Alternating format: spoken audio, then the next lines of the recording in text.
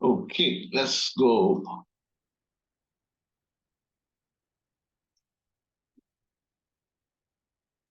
Okay, one, I corrected the report for lab 5, right? 1, lab 6 is due now. And we will lecture the first hour. And then we'll do the next experiment. The next experiment, let's take a look at the schedule. So we can situate each other here.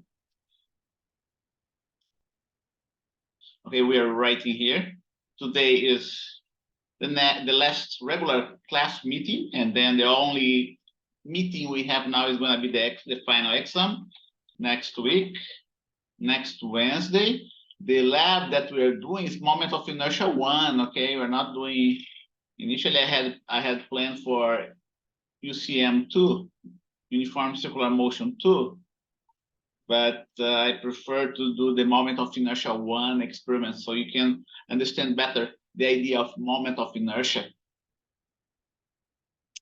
Okay, and let's take a look at the. Let us also situate what is the material, right, for the full exam. As you know, I documented everything here. Here you go. That's the.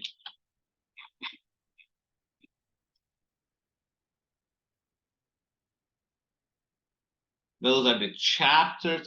We still didn't cover those two. I'm planning to cover that today. Let's see if we can do it. Oh, I'm not sharing the screen, right? Let's share the screen. Okay, let's do that again.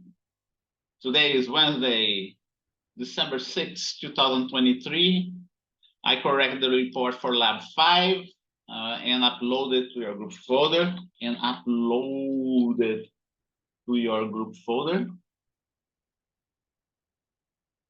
Lab 6 is due now. Report for lab 6 is due now. And we will lecture the first hour, and then we'll do the next experiment in the remaining 2 hours. 2 hours. Here are the chapters that I have covered and plan to cover some time, right? I still have, hopefully we can cover those 2 here today. Let's take a look. Let's hunt for the rest of the chapters.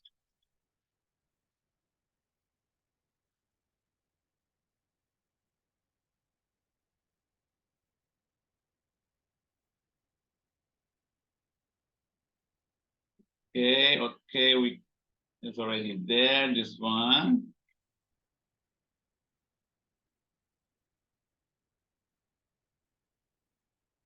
Okay, we go chapter 11. 10, 9, 8.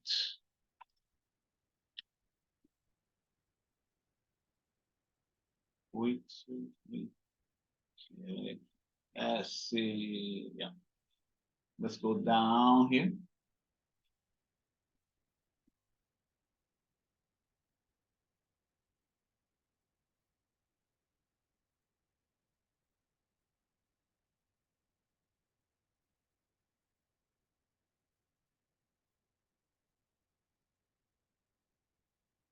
Let's see. There seems to be something. Let's take a look here. All chapters 5, 6, 7, 8, 9, 10, 11.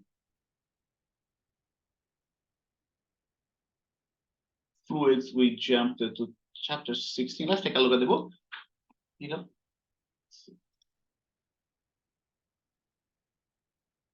Finally, plus. Yeah.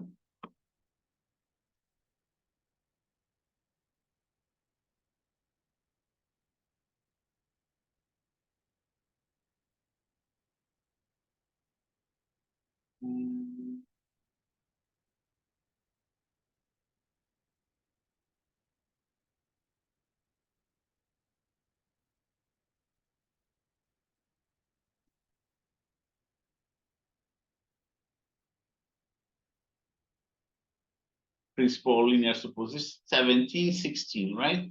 And we skipped, yeah, we skipped those 3 chapters here. Oh, actually, we skipped 4 chapters.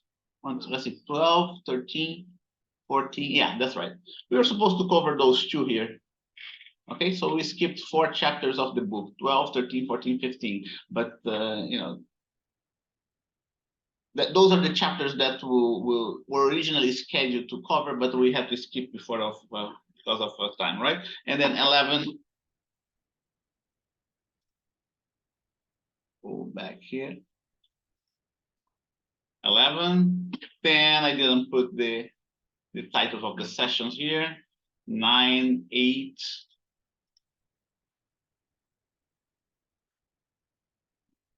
And let me copy this one for now. 8, and then we gotta look for chapter 7.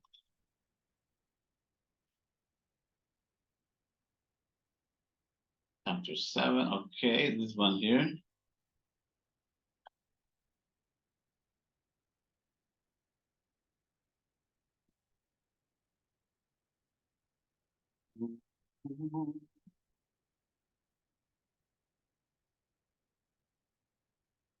If I can do something else here.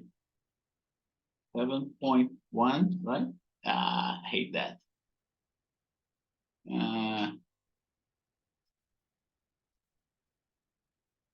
Yes, well, let's do it this way anyway.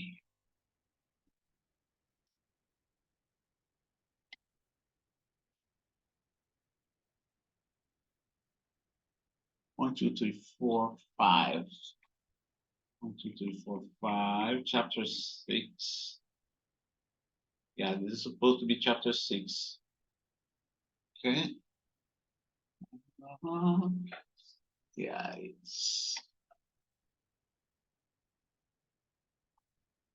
let's see if it. Yeah, it didn't change here. That's good. 6.1. Yeah, if you keep on doing that, is the real shame. Sometimes you cannot control that in. Okay, looks like I managed. I managed to do that this time. Let's see. Yeah, I managed to control that. Good. Work and kinetic. Oh, okay, good. And I'm gonna put my book sideways. More students coming.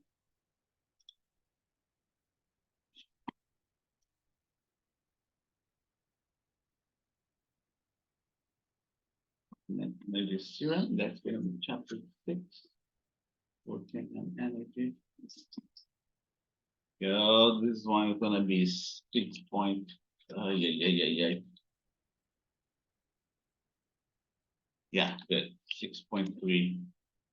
Okay, additional potential energy. Next, 6.4, right? Conservative versus non-conservative forces. 6.5. What's next? Conservation of mechanical energy. Okay. 6.6.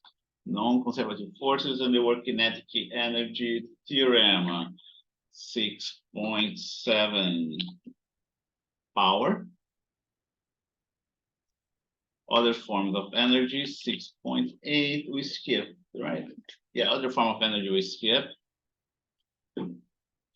Work done by variable force, 6.9, done by variable force. Let's see if I can, and here, 7. It's, remember, we skip, right? 7.1. I have 7.2, 3, and 4.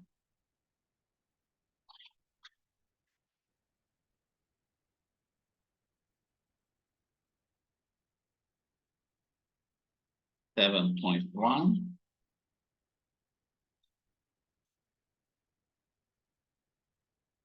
7.2.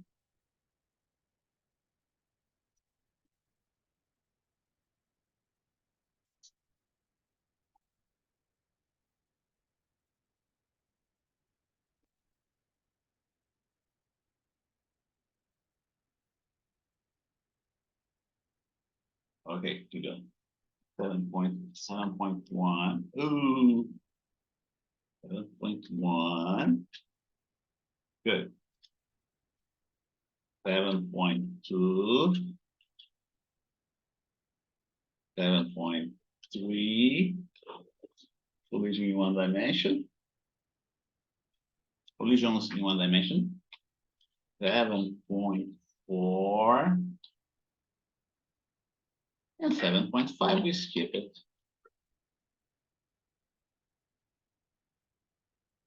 Now let's go from the book so far. And paragraph. Okay, what else do we have? I'm going to copy that.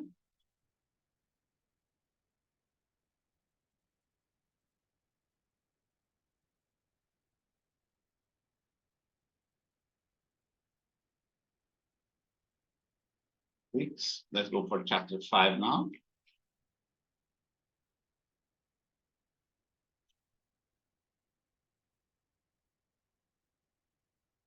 Yeah, that's that's not the right.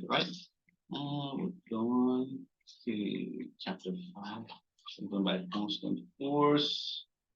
This chapter 6. We already have that. Looking for chapter 5. Right here. With everything together here.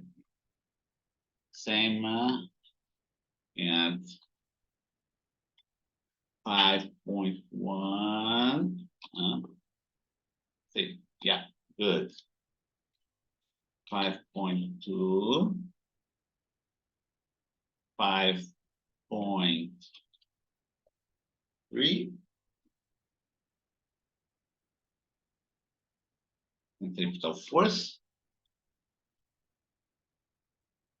5.4. Banked curves. 5.5.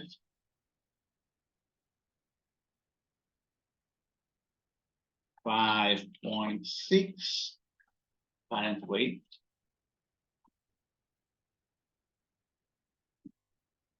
And 5.7.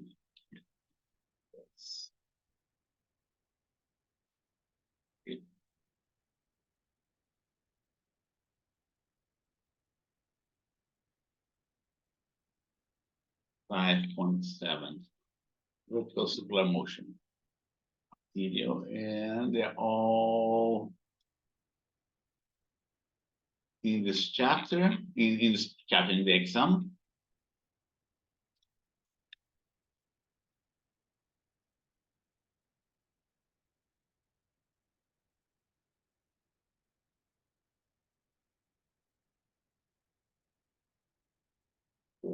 Chapter 4. Okay, here you go.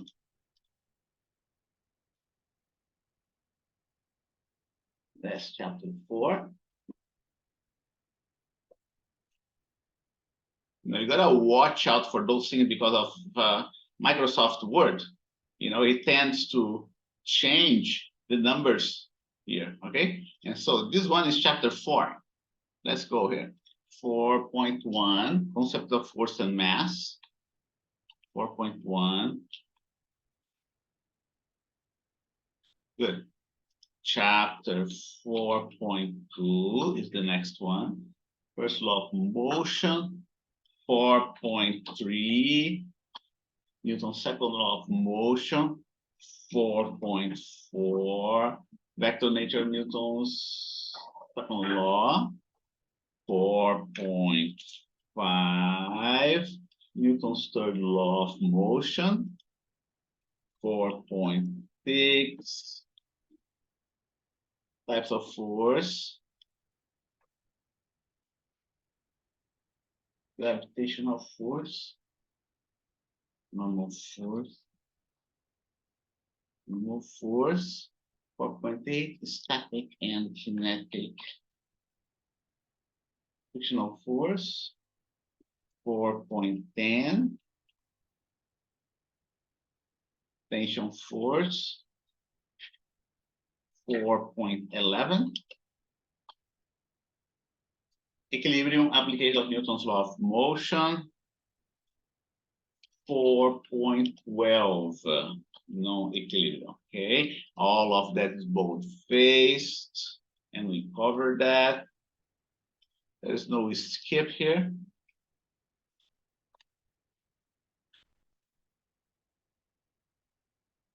Okay, now we're gonna go for chapter 3.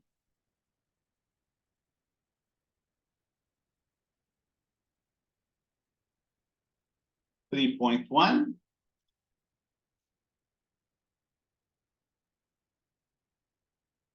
3.1, 3.2, projectile motion, 3.3, and 3.4. That's bold-faced. Next is chapter 2, kinematics in one dimension.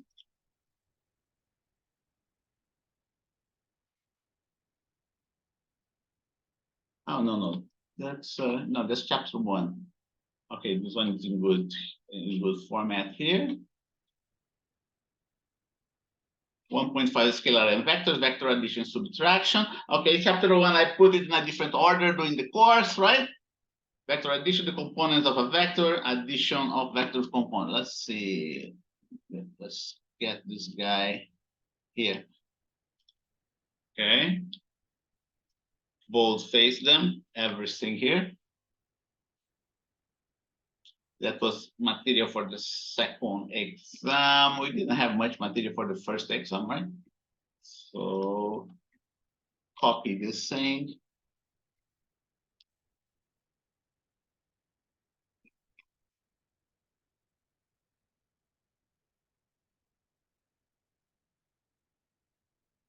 And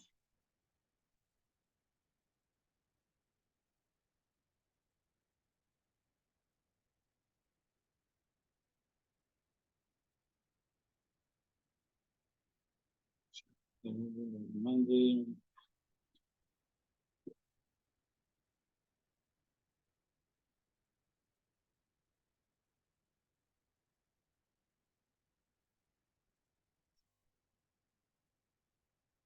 Okay, material second exam so far.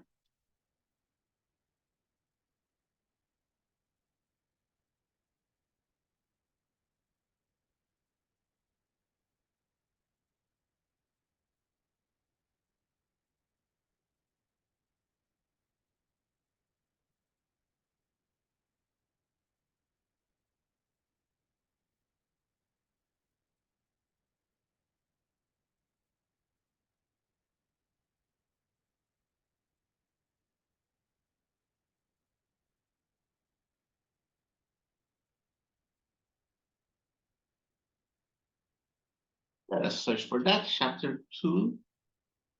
Okay, here you go. That's the one. There must be more. Let's see. Chapter 2. 2.12. Okay. 1, 2, 3, 4, 5, 6, 7. Okay.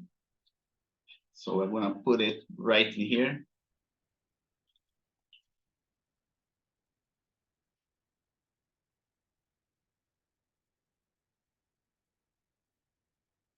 Okay, and I'm going to put more. I'm gonna put here. 1.2 here units. 1.3 dimensional analysis. And now we don't need that. More students coming in.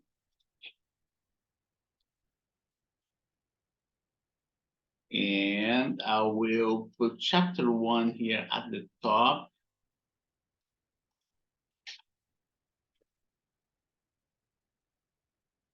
It was just the order that was done slightly different, right? Chapter 3, chapter 2, okay? It's lots of material, right?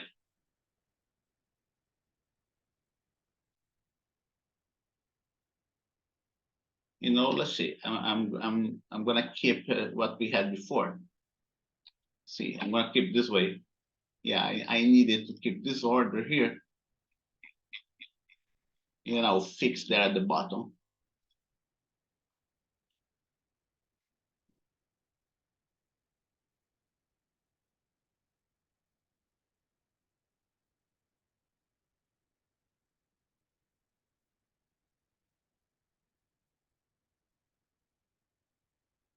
And go to the bottom here.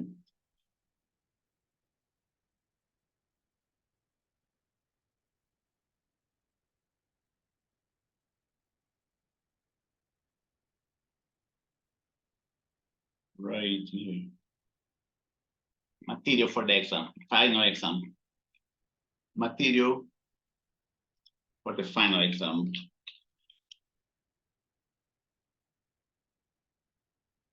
And now I can rearrange it here. 1, 2, 3, 5, 6, 7, 8. All sections. And I'm gonna put that in boldface as well. So there is no doubt, right? We cover all of that too. So we have boldface it, boldface it. Action, okay, chapter 9.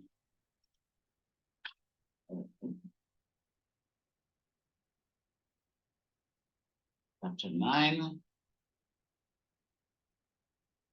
More students coming. That's what we, that's what I want you to consult, right? On those chapters. There's some formulas associated to those chapters, but the most important formula that you have to keep in mind, and just tell you what are the most important formulas of this whole course. Everything else is just consequence of these important formulas. Okay, the most important formulas, it looks like so, is this one here, net force equal to mass times acceleration.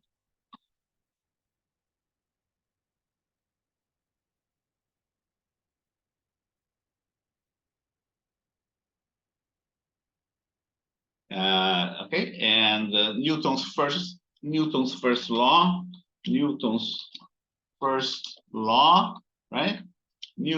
That's Newton's second law, which is this one, and Newton's third law. Okay, universal law of gravitation. Universal law of gravitation is what? F of 1 into, I'm gonna put like this way, without the vector notation. G m1 m2 divided by R12 square. That's, those laws here, those 4 laws, they're the most important ones throughout the whole course. Most of everything else, is a consequence of that. And then we also have what we call Hooke's law. It's not exactly a law. Hooke's. That's why I'm going to put between quotes. Hooke's law. Okay, here you go. Not exactly a law. And in vector format, this law, that spell out the elastic force of a spring. And I'm going to put that in a vectorial formula. Is minus k x x hat, like that. Minus kx hat. So those are, those are what you see right here are things that you cannot derive mathematically. This one you can derive mathematically. It's possible to derive mathematically. But for the sake of this course, treat it as though it's a law, like the other four. And then we have those definitions that you saw, right? Definition of work that has, definition of work, results, and important consequences. And the definition of work. It's not a law, okay? It's just a definition that becomes rather, that not becomes, it's just a definition that is very useful, like that, okay? Once you define something like that, then you are going to see that there are some important consequences, like one of them is the work of the net force. The work of the net force is given by the final kinetic energy minus the initial kinetic energy. Okay, that's the work, and also, which, by the way, is equal to the work of a conservative force plus the work of a non-conservative force. Okay, the work done by a net force is the work of a conservative force plus the work done by a non-conservative force.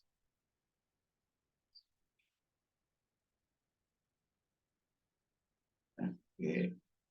Everything else, everything else is either a mathematical approximation, like Hooke's law. Hooke's law is a mathematical approximation, okay?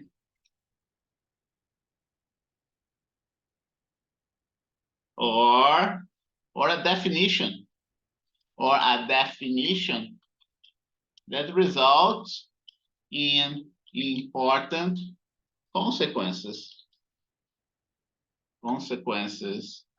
The case of work is a definition. That's why I put here. It's a definition with important consequences. And the consequence being this one right in here. The work done of a net force. And this result here has an important name, right? Because it's important, has a name. We give it a name. This is the work kinetic energy theorem. Remember, it's a theorem, not a law. Not a law. For kinetic energies, and this work kinetic energy theorem has, here you go. The definition of work has an important consequence. One important consequence is when we use work, the definition of work, for the net force, for the work done by the net force. And this definition here, work done for the net force, has another important consequence. When the work done, when the force, when there are no, instead of putting a negative, let's put a positive, right? Okay, let's put a positive.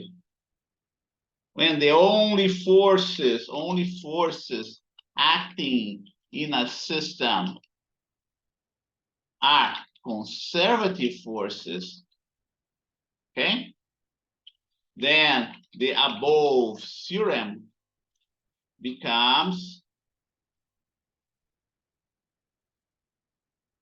the following, right? Becomes final kinetic energy plus final potential energy is equal to initial kinetic energy plus, some people call that the law of conservation of energy, but it's not a law. It's not a law. It is a consequence of the work kinetic energy theorem. When the only forces acting in a system are conservative forces, then the above theorem becomes the following, becomes something like that. Okay. And there are other important consequences as well, right?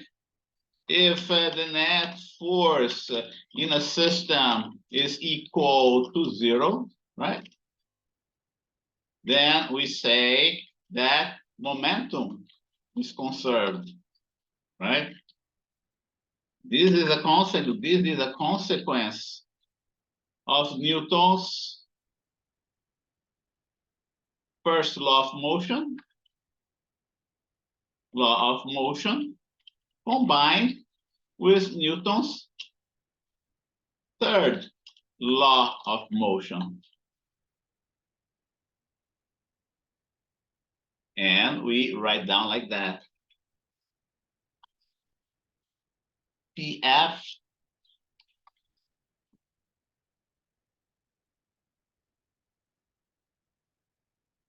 is equal to P naught. Like that. And then we insert a page break here. And then there are others too. Okay, that I'm not going to go. Then we have the equations of kinematics, right? Equations of kinematics, constant velocity, and constant acceleration. We have 2D motion. 2D motion that is just a consequence of the equations of kinematics.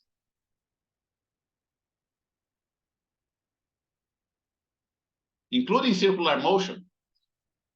Okay, in circular motion, we use Newton's second law to solve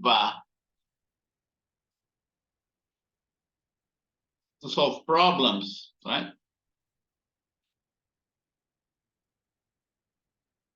To solve problems under circular motion, we use, we use Newton's second law to solve circular motion problems.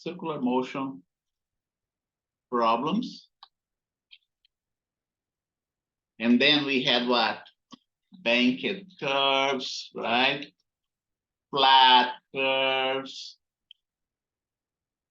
vertical circular motion, and vertical circular motion.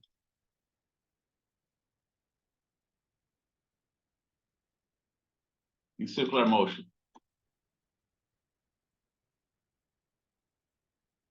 What else can I tell you?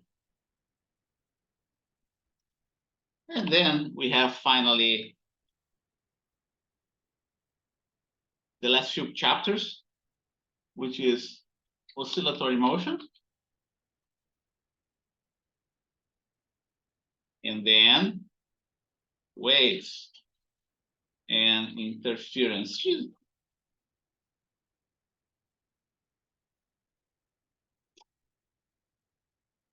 Oscillatory motion is also, consequence of Newton's law. Consequence of Newton's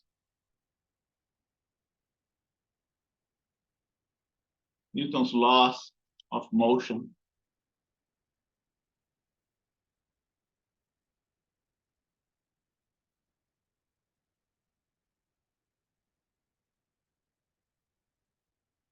Good.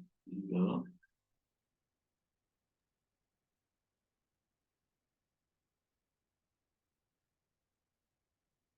Let's see. Professor, can you scroll up a little bit?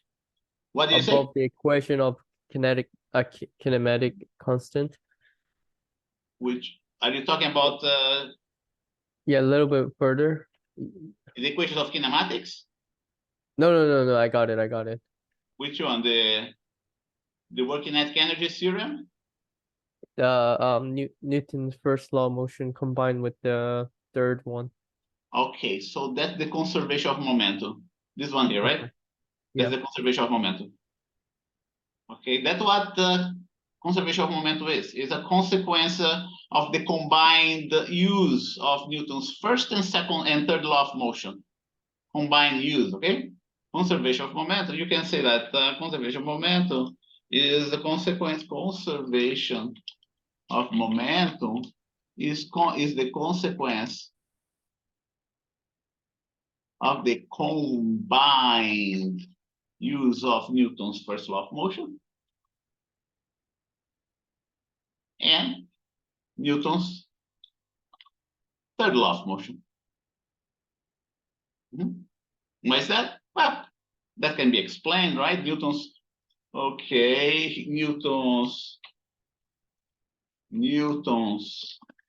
first law of motion states the following. Net force equal to 0, right? Net force is equal to 0.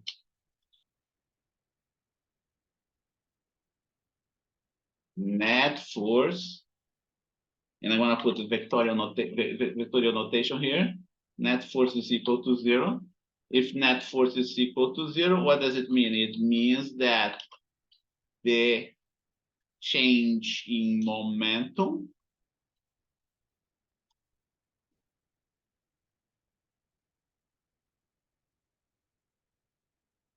over delta t must be equal to 0. See here? Must be equal to 0. Now, if change momentum is equal to 0, the rate of change of momentum is equal to 0. It also means that the change in momentum must be equal to 0. And what does it imply? That it implies that initial momentum is equal to final momentum. It implies this one here. Now, how can we apply that? So that was first. That's what first law tells us about momentum. That's what first law tells us about momentum. How do we expand the above for collisions between two or more objects, right? How do we expand the above? Okay, we use, Newton's third law of motion, okay? When we use Newton's third law of motion, now this equation becomes a little bit more complicated, right? It's gonna be, here you go, final momentum of 1, right? Plus final momentum of 2. We treat object 1 and 2 like a single object.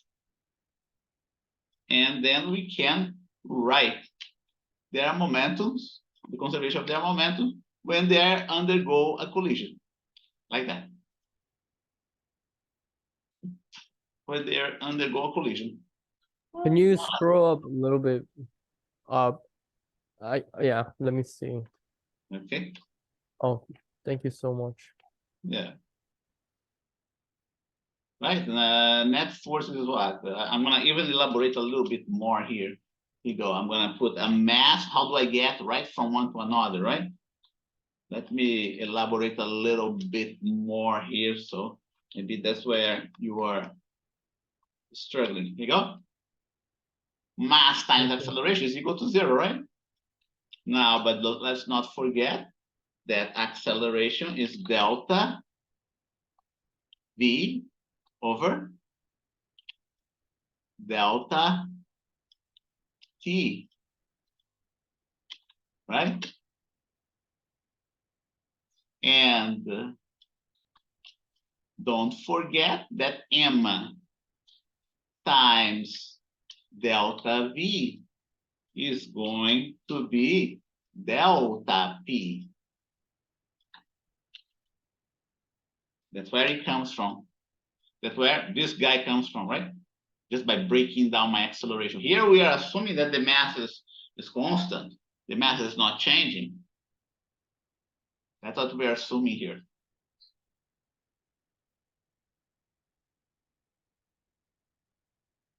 Okay.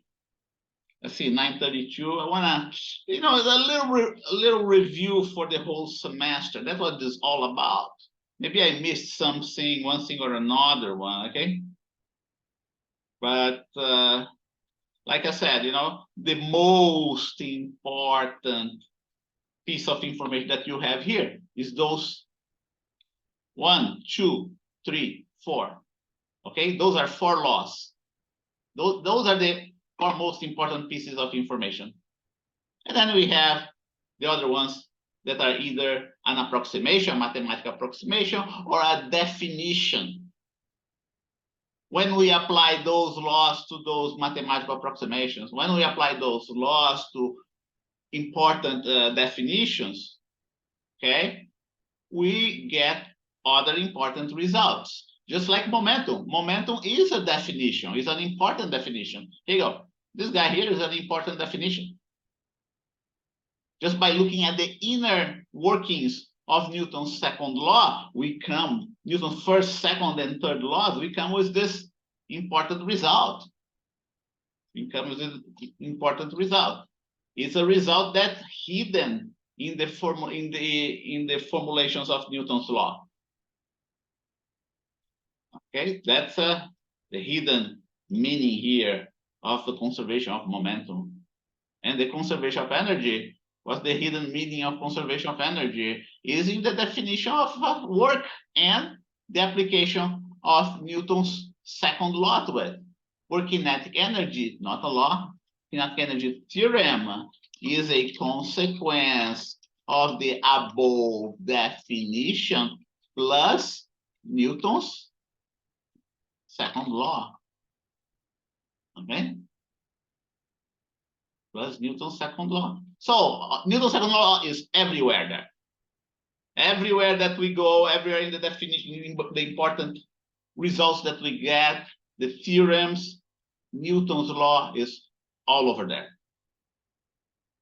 And unfortunately, we had time only to introduce you to Newton's law, but there are others. There are the laws of thermodynamics that we have to skip, okay?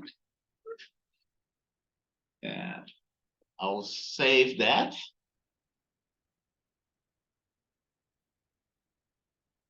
Let's see here. I will skip.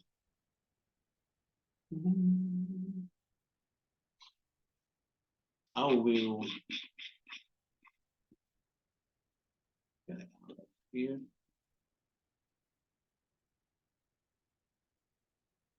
I'll paste somewhere. I'll put it here,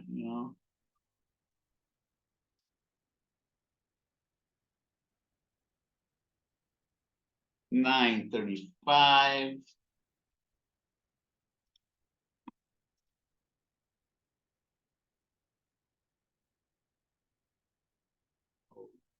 Save this one right here. And now I can have just my notes in a single place, okay? We start talking about interference.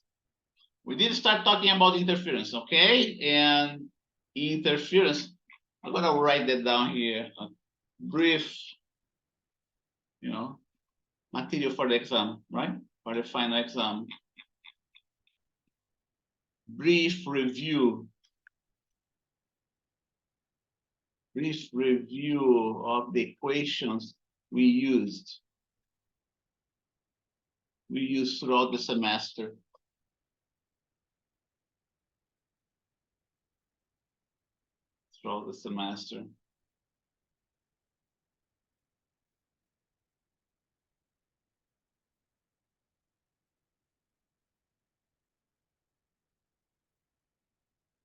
And we have just a little bit less than half an hour here. Let's see if I can finish the last two sections. Is not that difficult to picture, okay? It involves very basic mathematical concepts, and you have to visualize what do you have to visualize? You have to visualize what we call the standing waves. And you already had an idea. We're not doing diffraction, right? Yeah, transverse standing waves and longitudinal standing waves. Let's see if I can get here some drawings for you.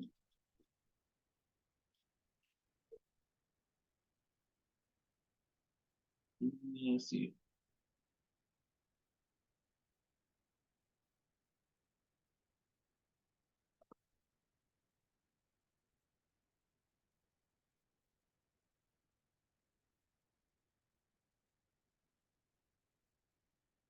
This is material that you're going to see in Physics 7.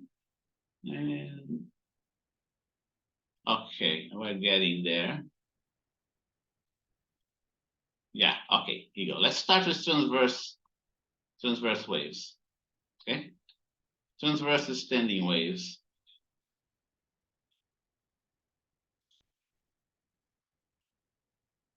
Transverse standing waves. I already give you a mathematical treatment of a transverse standing wave before, right? And the equation is right in, not this one, not this one. It's right in here. That's the one. Okay. Transverse standing wave.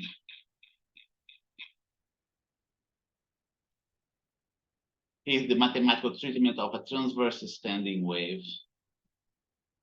Is is the interference of one wave propagating in the forward direction and another wave propagating in a backward direction. And I'm even going to put it here, forward and backward. Both waves have the same amplitude. It results in something like that. Okay. And you already saw the picture, how a standing wave looks like. A standing wave look just like that, in which it oscillates back and forth, this lobe. Here's a lobe, here's another lobe, a lobe, and what you see here are nodes. Everybody's familiar with this type of phenomenon when we pluck the strings of a guitar, okay? So when we pluck the strings of a guitar, we see, we see that the string oscillating back and forth. What we actually see is not two lobes in a string. What we actually see is a single lobe oscillating in a string. But it's possible to excite two lobes. It's possible to excite three lobes and four lobes and so on. It is possible if you have the proper equipment to do that. A string can be excited into what we call higher order modes of vibration. Okay, it is possible to do that. You put this, the ends of the string fixed, and depending on the frequency that you apply to this string, you're going to have one lobe, one lobe of vibration, right? That we call the fundamental mode of vibration, two lobes of vibration, three lobes of vibration, four lobes, and so on. Four lobes of vibration, so on. Okay, and there's a very simple mathematical treatment for that. There's a very simple, that's not difficult to memorize. Okay, let's take a look at that. So here you go. We have my regular standing wave oscillating back and forth. Is oscillating so fast that we see a blurred image, right? And in this wave, we have the wavelengths, peak to peak wavelengths, right? Or from one every other node is a wavelength. That's another way to, or valley to valley is a wavelength. Okay. See, we have a fixed end here, another fixed end here. And we have waves propagating to the right and to the left, interfering with each other. Okay. And we're going to study the simpler type of standing wave, which is the fundamental mode of vibration. A standing wave has a single fundamental mode of vibration, two fixed ends.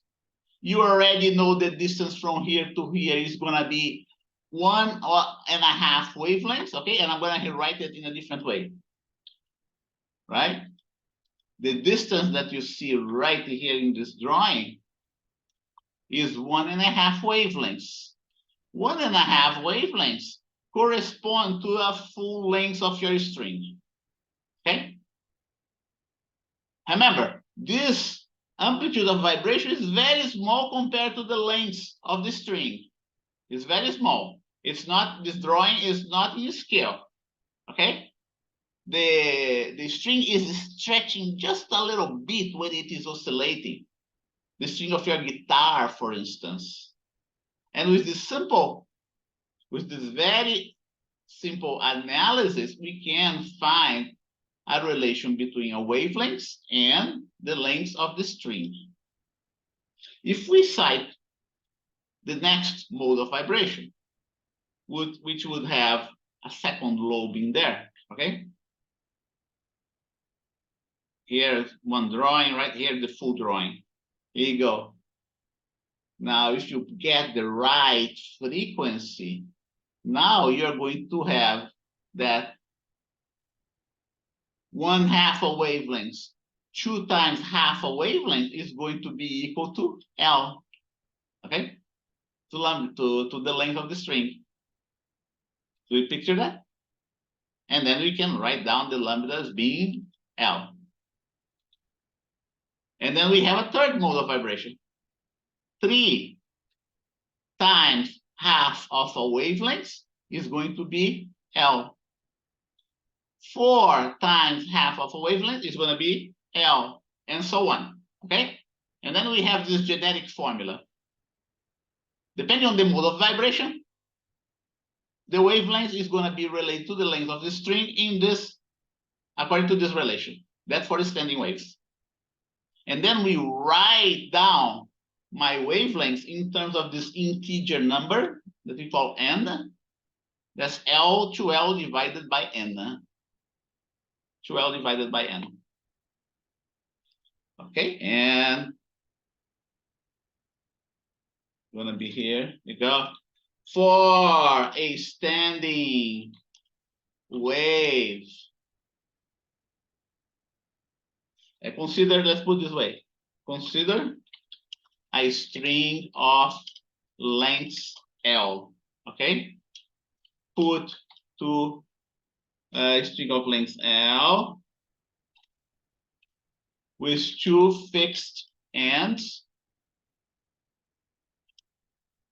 This string can be put to oscillate at different modes of vibration,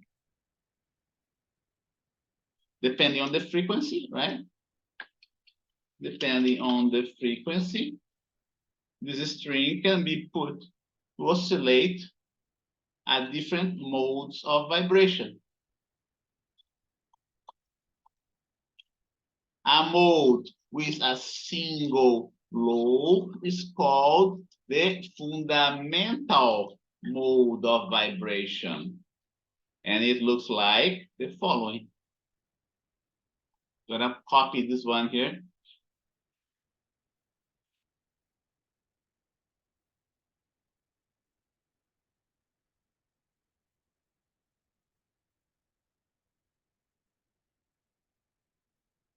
Fundamental mode of vibration right here.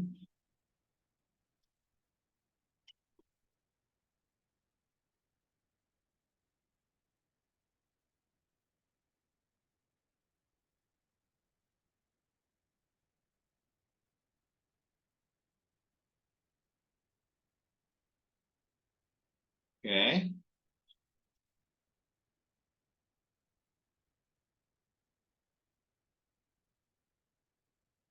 The wavelengths of this fundamental mode of vibration can be related to the length of the string L by the following formula.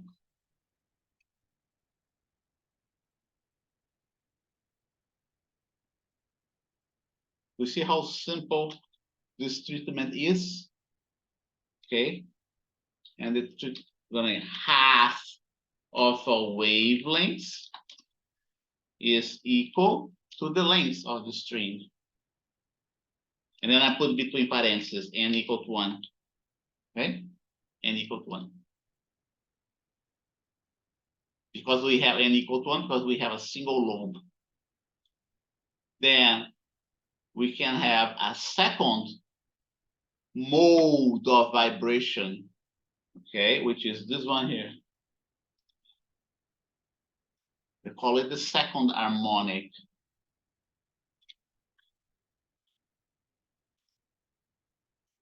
The next mode of vibration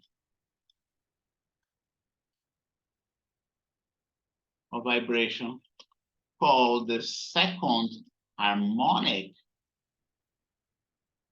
has two lobes, like that. You got, and then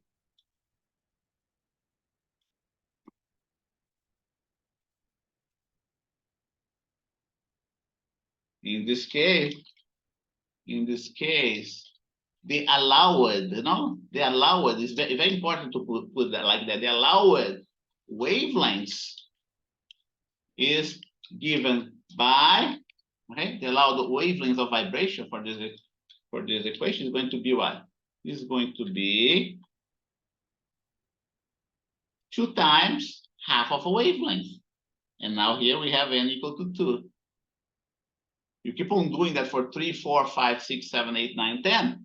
You're going to get a relation that's straightforward to visualize. Let's go to the next one. Let's just do the third one. Otherwise, we are,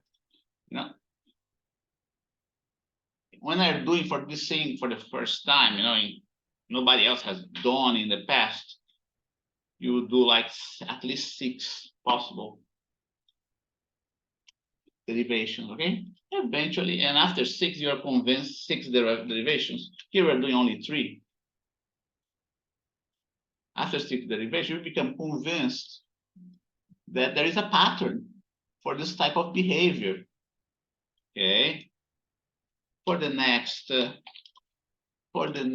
mode of vibration, we have the third harmonic with 3 lobes, or, right? And then, ideally, I shouldn't be doing this way. Ideally, I should be writing like that, okay? And I'm going to be even more explicit. I'm going to put 1 times that. That's the ideal equation here. Here you go. I'm going to put lambda here at the top, twice the wavelengths, right? And then the next one,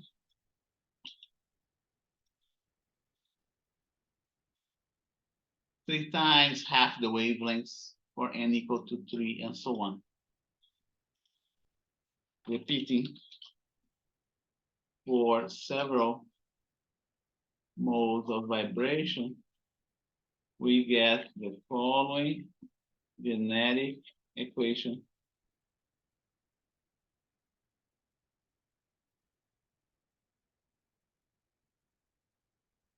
Okay, n lambda v, any. I'm gonna put for any lambda. And that's the type of standing wave we get for transverse waves. That's the type of the standing waves we get for a transverse wave. Okay?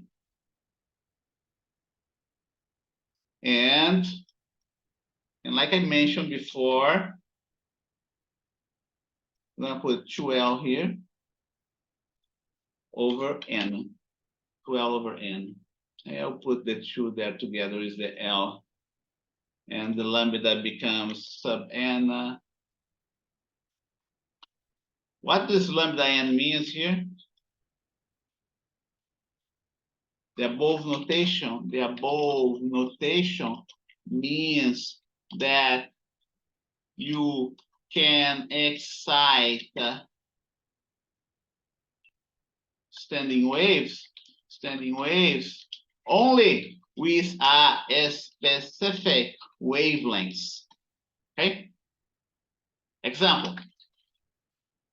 Let me tell you, here. Example. For a string of for a 1 meter long string, for a 1 meter long string, comma, what are the possible? I want to put that one here at the top. What are the possible wavelengths that can be excited, right? Solution. The possible wavelengths that can be excited are the following. Here you go, just use the genetic formula. You can excite the fundamental mode, which I call lambda 1. The fundamental mode is going to have a wavelength of 2 meters.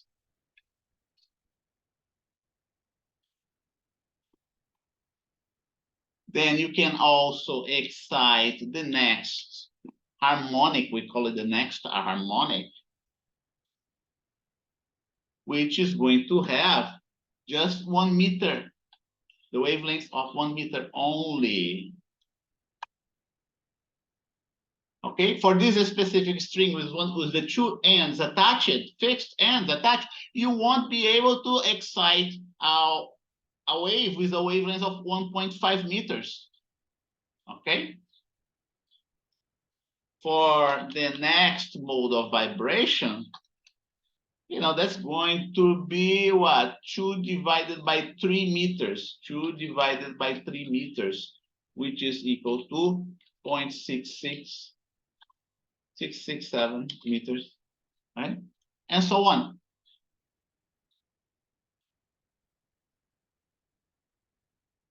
For this specific system, there cannot be any wavelengths outside these values. For instance, you cannot have a wave with a wavelength of 1.5 meters, let's see, 0.8 meters, 1.7 meters, etc. Okay? You cannot. And I'm going to, that's what standing wave is all about. And then we can, okay, this is the story. This is the story for transverse waves. For longitudinal waves, such as sound, okay? This story is a little bit more involved, It's similar. It's sort of similar. Let's put it this way. It's sort of similar, but a little bit more involved. Okay? Let me show you, right? Let's see if I have it here. If I don't have it here, I have to do that. Oh no, I have to do that from scratch. Okay, I have to do that from scratch. But I will take advantage of what I have here. Okay. I will represent a longitudinal wave in the same way I represent a transverse wave, okay? That's how I'm going to do. Remember, the longitudinal waves can be represented as compressions and rarefactions, okay? So here what I call a compression, and here what I call a rarefaction, and here what I call my air molecules at the position of equilibrium. Okay? You can do exactly the same calculations. You can do exactly the same derivations. You're going to get exactly the same thing. But let's start with the let's see. What about what about for transverse waves, right? Transverse waves now, longitudinal waves. I will erase that. So you all know that's a new topic here. Longitudinal waves, put like that, okay? For longitudinal waves, you don't represent two fixed ends. You don't do that. Okay, for a longitudinal wave, you can only have longitudinal waves with one fixed end and another open end. Okay, this, what you see here, represents the length. And see here, I'm going to stretch it a little bit. No, I cannot stretch it. Let's try stretch this one. Maybe now I can do it. Group. Yeah, I'm not going to stretch it. I will keep it this way. Makes things easier for everybody and me. Okay. So here you go. If we're dealing with musical instruments, okay, you have musical instruments that has a closed end and an open end. The closed end is this one right here. The closed end is this one right here. Okay. Vibration, a standing wave, standing longitudinal wave. Okay. Here, what's happening? The molecules of air are not moving at all, are not oscillating at all.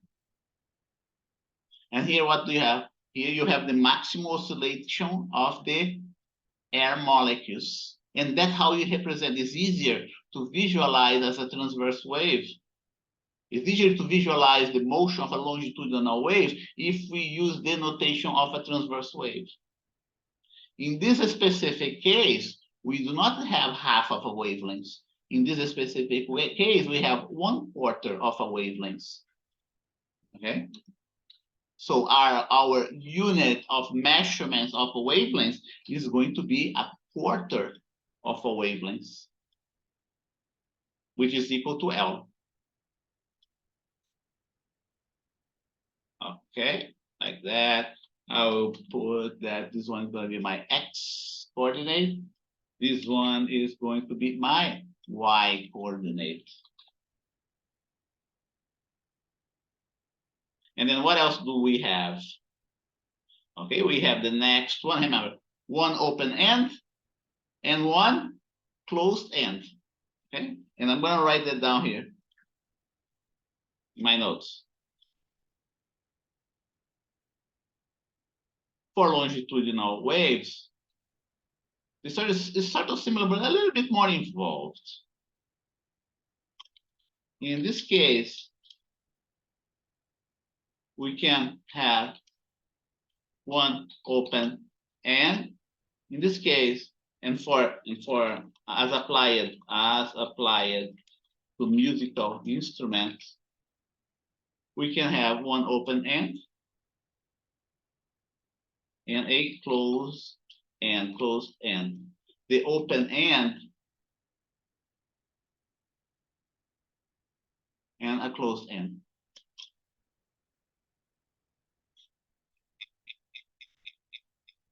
The open end, in the open end, the molecules of air are vibrating, are having vibrating with the largest amplitude. Not in, but at, right? At the open end, at the closed end, at the closed end, the molecules of air are not vibrating at all. Okay? And I'm gonna put in two different lines here. Amplitude. So here's the fundamental mode. The fundamental mode, the wavelengths, and the wavelengths for the fundamental mode, and the wavelengths for the fundamental mode can be written as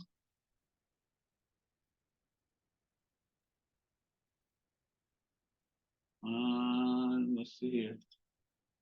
I will write it here. This one. Just by analyzing the picture, you see something like that. Lambda over 4. See the picture. I will copy this picture. Right? And I will paste that in my notes.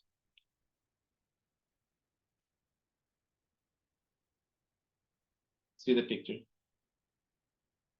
See the illustration.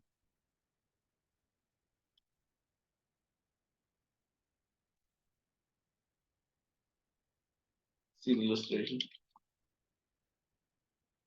Then we can have the next mode of vibration. The next mode of vibration is not going to be a full wavelength. It's not going to be a half of wavelength because we have an open end here. Okay? And I'm going to illustrate the open end here as well. Here you go. The open end of an instrument. I'm using, oh, not this one. I wanted this one here. Here you go. So,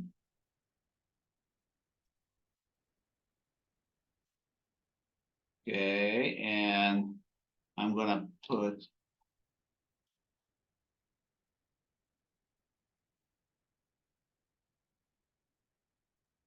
a little bit larger. Okay, and this guy here, I'm gonna put it on the, and I'm going to do something else. I'm gonna come up with an invisible line. That's also sick, just to give you the illusion that we have an instrument with an open end.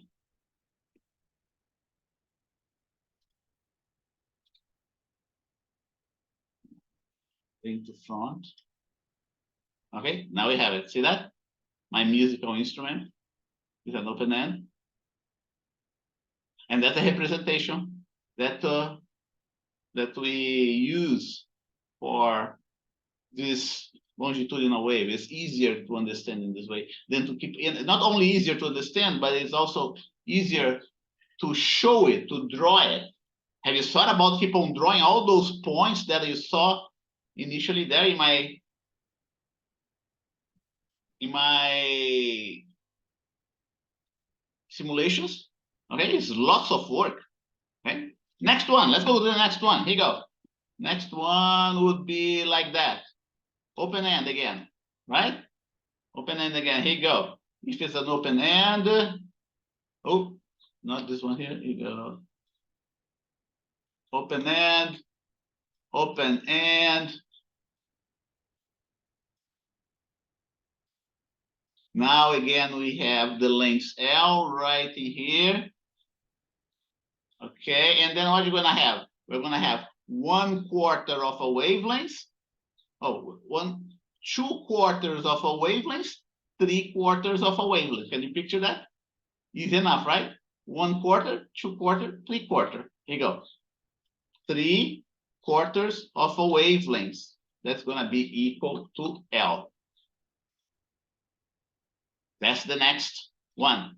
That's the next mode of vibration. I'll picture that. I will put that in my notes.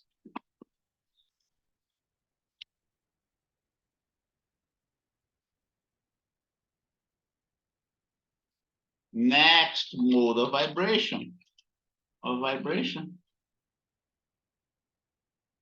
will be the following. Right? Go. And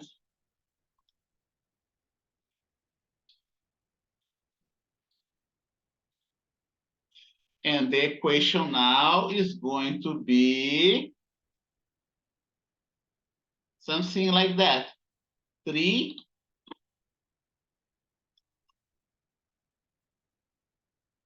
quarters of a wavelength. 3 1/4 of a wavelength. Okay? Which is the, and then we can go for our next one. Okay, so here you go. We did this one, we did this one, and now we're going to do this one here.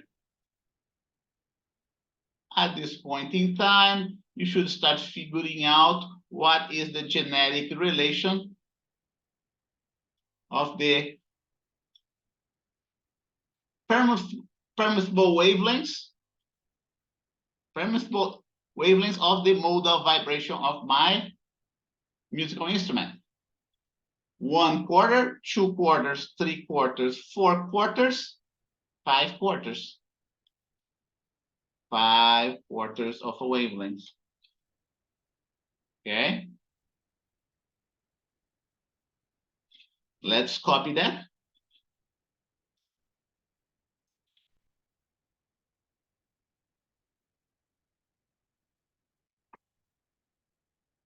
Copy and paste it.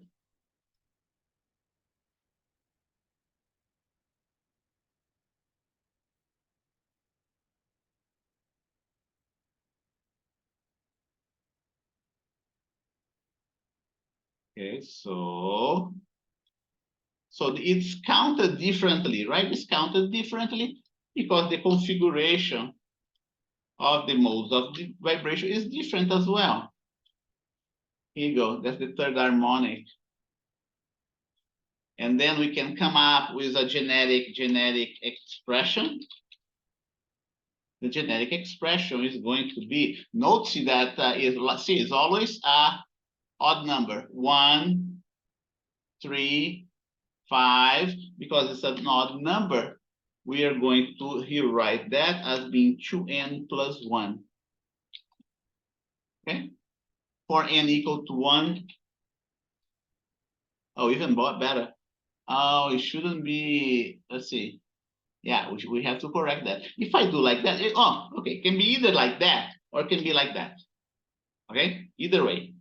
If it's 2n minus 1, then the number is going to be 1, 2, 3, and so on, right? But if I write in a different way, it all depends how you write it. If I write like that, then the n starts at 0, okay? Then the n starts at 0. Depends how you write it. Your genetic equation for the wavelengths.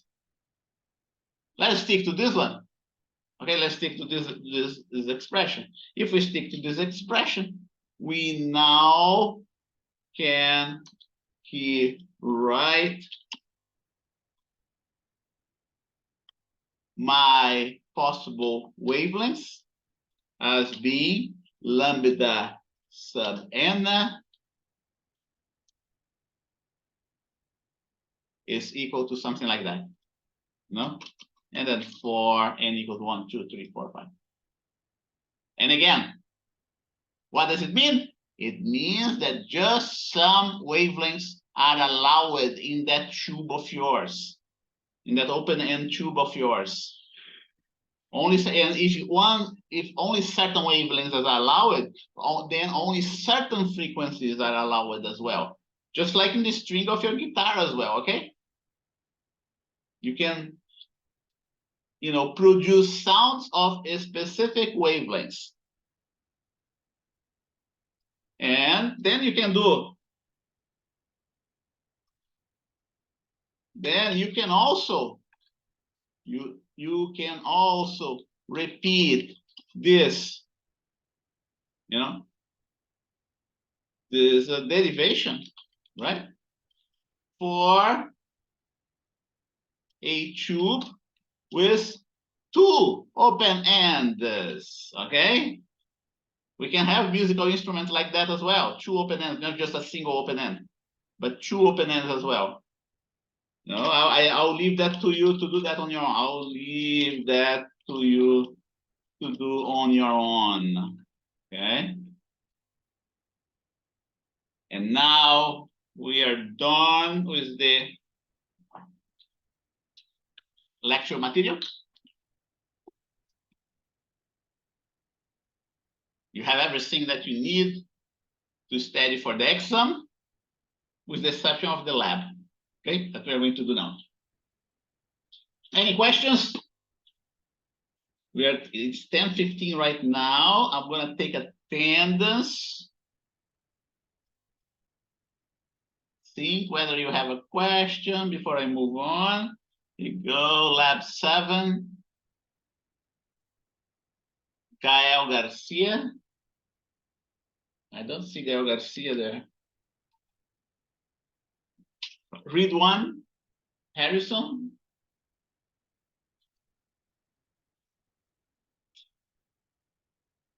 Hello, Ridwan. Looks like I put a star here in his name for now. Ashley. Okay, Ashley is here. Thank you, Ashley. Norberto. Oh, I'm here. Thank you, Norberto. Vanessa Mena. Here. Thank you, Vanessa. Camden. Hello, Camden. Okay, Camden must be away from his computer right now. Marco Sanchez. Are you there, Marco? Yeah, thank you. Ridwan, okay. Okay, thank you, Ridwan. And Sky. Here. Thank you, Sky. Catherine Pacheco.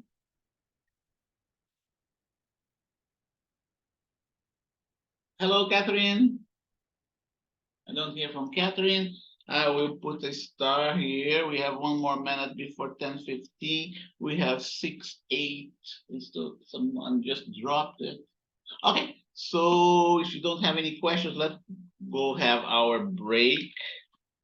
Break from 10:15 a.m. to 10:30 a.m. Okay. And I see you in 15 minutes.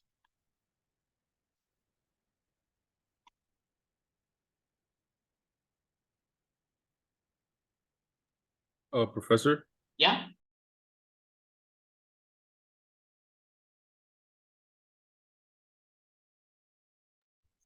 Professor? Oh, I'm here. I was in my bed because I have a headache. Okay. But yeah, I'm here. Okay. What about Catherine? Is Catherine there? I don't see Catherine in my list. Okay, so.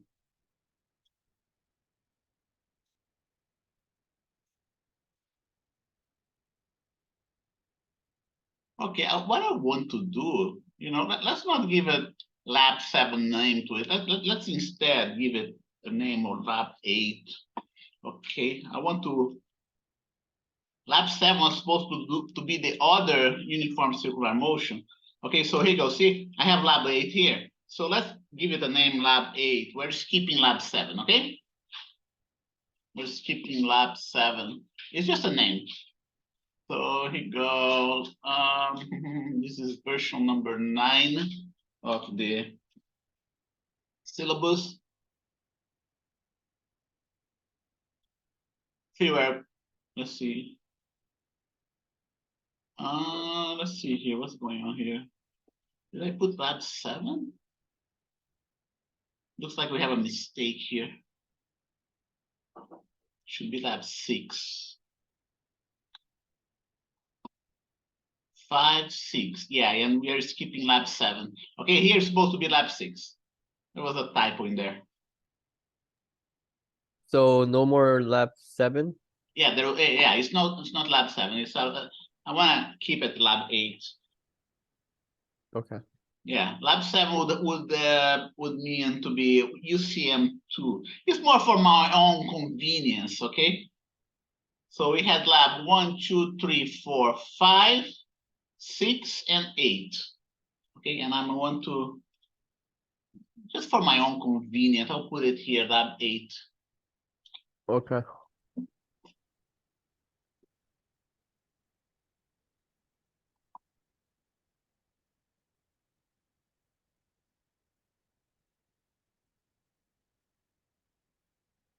Now, labs 1, 2, 3, 4, 5, 6, and 8. Okay, we skipped lab 7.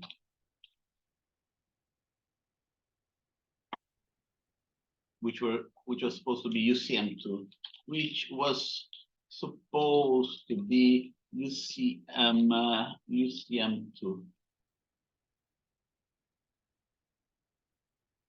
And I'm going to get your spreadsheets.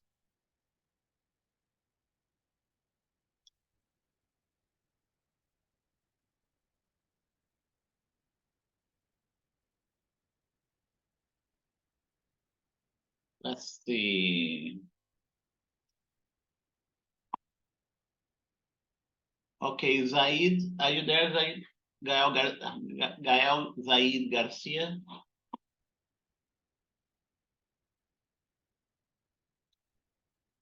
I don't see Zael here. Okay. Okay, group number 2, Ridwan and Ashley, right? You're both there.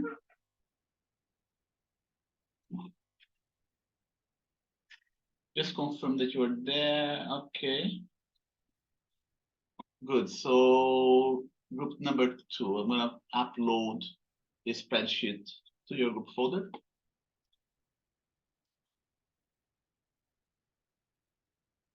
We're meant to have Marco.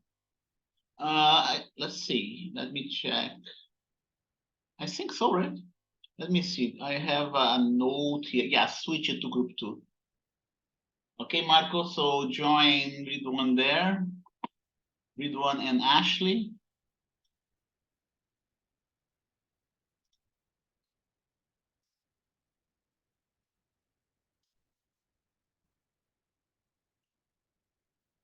Google Drive.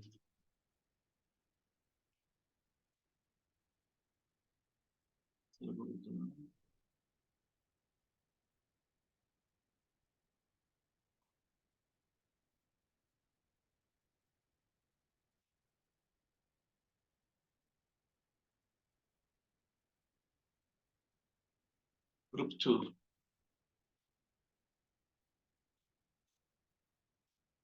Group 2, lab 8. And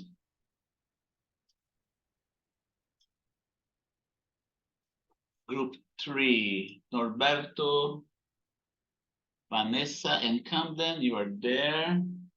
Yes, I'm here. Okay. So you have your spreadsheet there. And group number 5, Sky and Catherine. Are you there, Sky and Catherine? I don't see nor Sky, neither Catherine.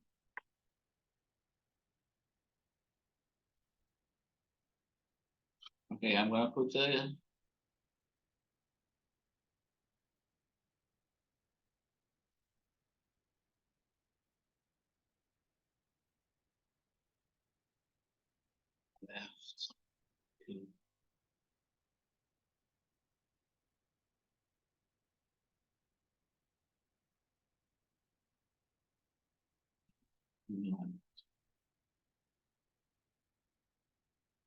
We have a total of 6 students.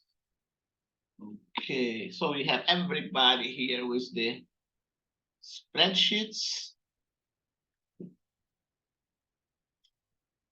I'm gonna hunt down. Go ahead, open your spreadsheet. I will look for. Let's see if I find my video. I have a video for this experiment as well. Let me see if I can find it.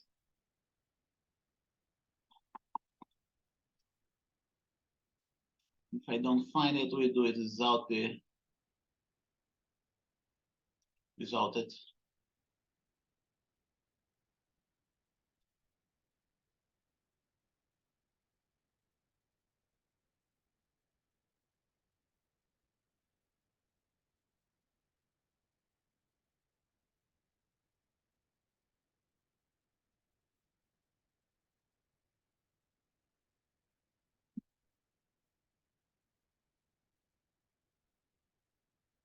Okay.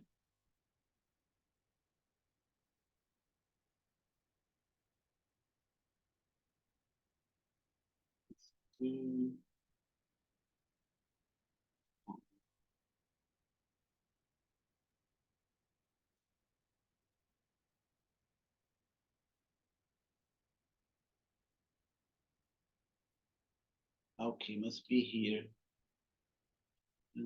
Our location.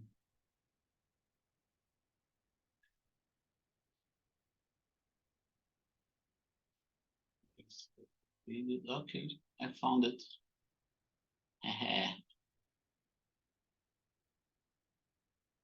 Okay, good. I was looking for that before, I couldn't find it. And here is the video. Let's pause it momentarily. I'm gonna get the other stuff.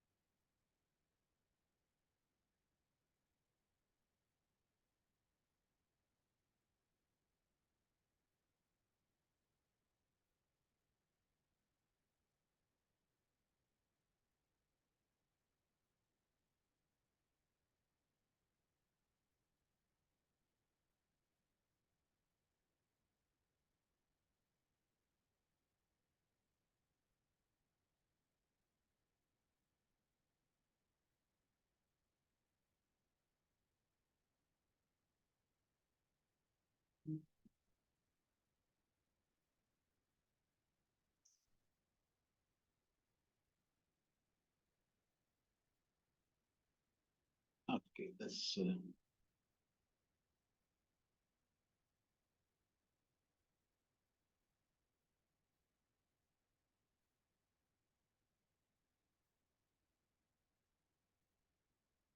proposal.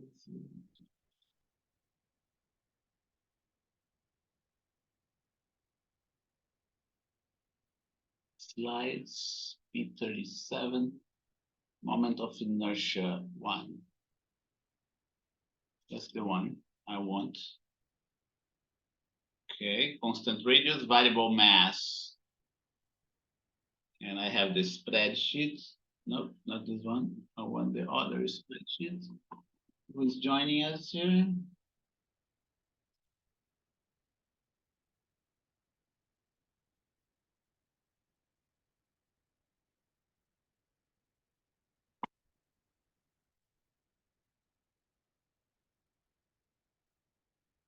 So, yeah.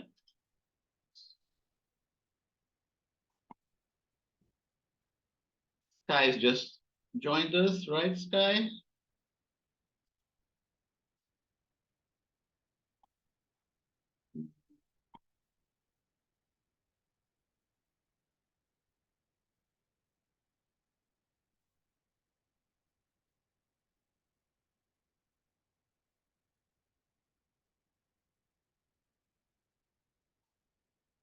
Okay, hi, Sky. Just tell me you're there, so I can give you attendance. Okay.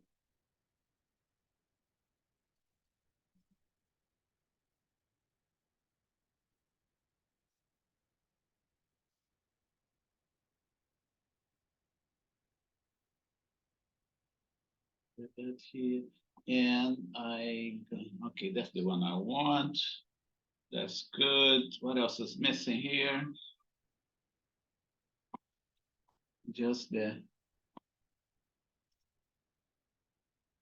Okay, good. I'm gonna give you attendance here, Sky. And do you know if Catherine is joining you or is joining you?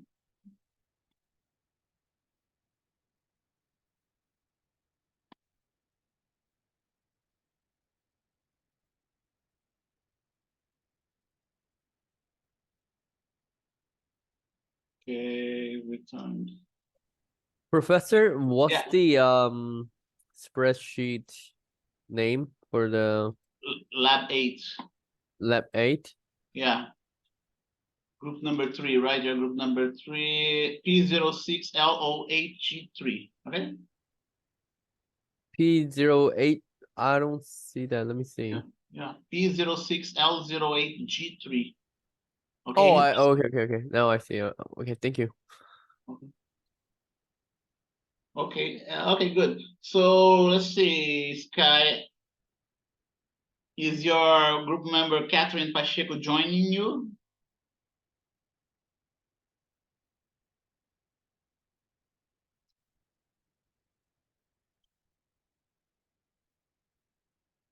Okay, Sky is not answering me. Okay, I'm going to upload, if you're hearing me, Sky, I'm going to upload you. Okay, you're going to upload your spreadsheet. If she doesn't join you, you have to do the lab by yourself, okay?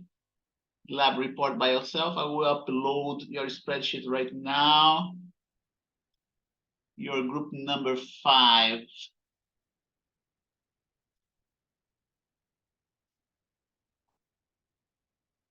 Number 5 right in here. Remember, we are doing lab 08. Okay, and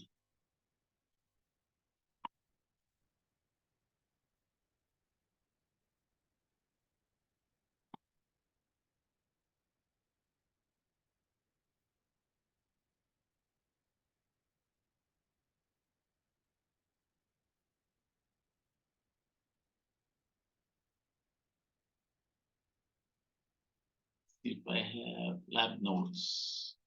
Okay, that I'm looking for. Let's see.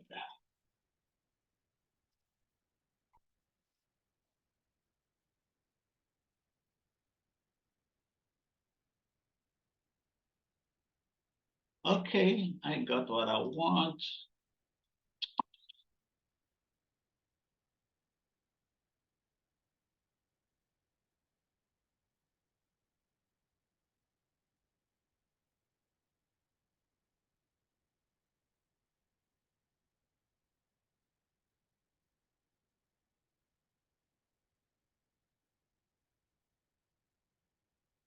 Okay, and I will walk you through the experiment.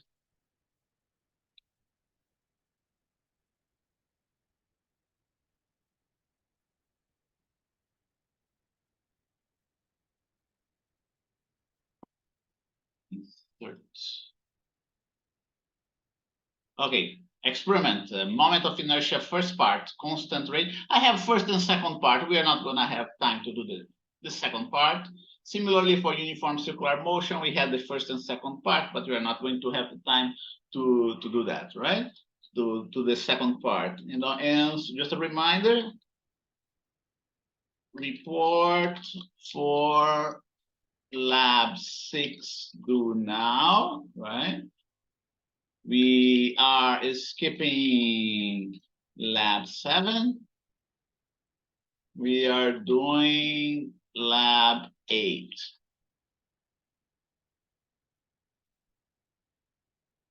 We're doing lab 8. Just remember what we are going to do in this experiment. We will do the following. We will do the following in this experiment. We will verify the equation, the moment of inertia equation, the moment of inertia equation for a point particle experimentally. Okay, that just recall that the moment of inertia equation for a point particle is equal to 1 point particle, right? It's equal to mr squared. That's what it is. Okay, we're going to verify this equation here. And let me walk you through the video. I'll keep on shifting back and forth between the video, the spreadsheet, and the PowerPoint slides.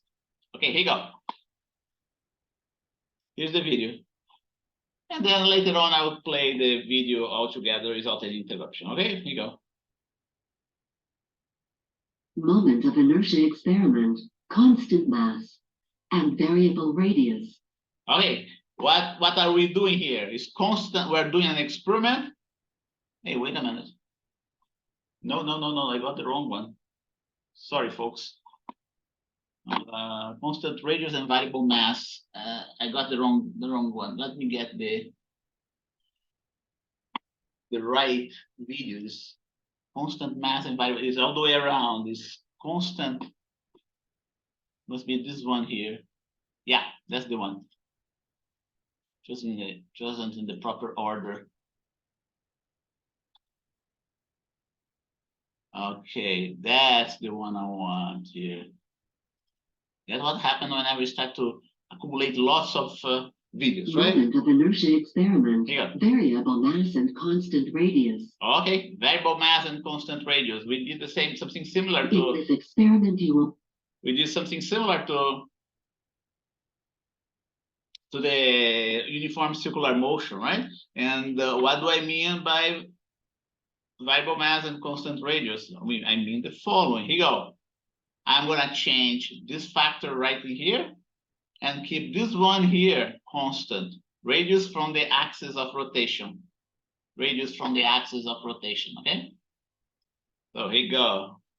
Verify the moment of inertia of 2 point masses. Yeah, and it's not 1 point mass, it's 2 point masses. We see we have 1 point mass here and another point mass here. So this, because we want to verify the moment of inertia of 2 point masses, then the equation that we want to verify is not mr squared, but 2mr squared. 2 masses, each one with the same mass, big M on one end, and another big M on the other end. They're both with having the same radius. Okay, let's play it here. You will change their masses while keeping their distance from the center of rotation constant. Okay, so here you go. See, that's the point mass here. It behaves like a point mass. It's not a point mass, but it behaves like a point mass, okay? 1 point mass here, another point mass here. And they are locked by those butterfly wings, right? Here is what you see right here is the same device that you saw before, but the configuration is different. How we configure it is different. You will use Semco's centrifugal force apparatus. Its most important element is its low friction rotating shaft. You will apply a constant torque to the shaft using a hanging mass. Measure how long this mass takes to displace a known distance. And verify experimentally the moment of inertia of 2 rotating objects that behave like 2 point masses. Okay. In the first step, Measure the diameter of the rotating shaft with the micrometer and log this value. That's the first device here, measuring device. First, the Senko's apparatus, right? What do I have? We need to find out what is the diameter of this rotating shaft, because we need to find out what is the torque that we apply to this shaft, okay? And let's go here to the other one. I will close it.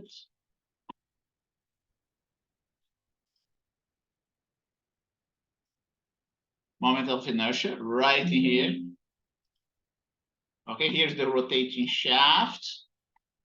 Here's the indicator rod that you saw before. We're not going to use the indicator rod in this experiment. And what you want to do, you want to measure the diameter of the rotating shaft with a micrometer. We need this measurement to find out what is the torque applied to this rotating shaft. This diameter is right in here. I'm going to, highlight it with yellow color. This is raw data, an actual measurement, okay? Actual measurement, and I will.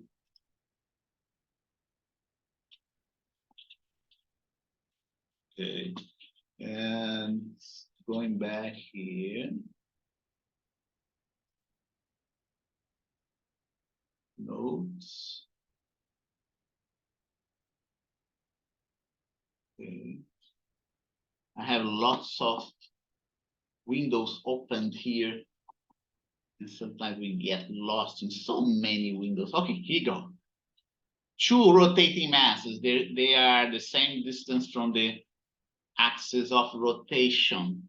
Okay, we are going to vary this mass right in here. And once we vary this mass, we're going to plot the moment of inertia. I'll show you how to determine the moment of inertia very soon against the radius square, the square of the radius. No, wait a minute. I'm going to plot the I in the y-axis. The m is a variable m, right? So I got to put the m right here. Yeah, I plot this one in the y-axis and this one in the x-axis. So I will, and I'll show you how to get this one very soon. So what we end up having here is 2r squared is going to be my slope of the curve, of the straight line. Okay, I plotted against m is going to be a straight line, and this guy here is going to be the slope of the straight line. Okay, so one Senko rotating apparatus, right? Equipment. Senko rotating apparatus. 2 micrometer. 0.01 millimeters, right? That's the resolution of the micrometer, 0.12301 meters.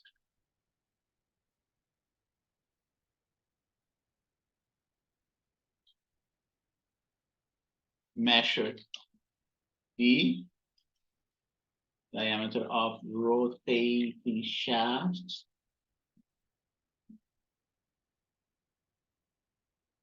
So rotating shaft. And let's move on to the next one. In the next step, insert a threaded rod at the top of the rotating shaft. Okay, those threaded rods can be bought easily, can be found easily in hardware stores.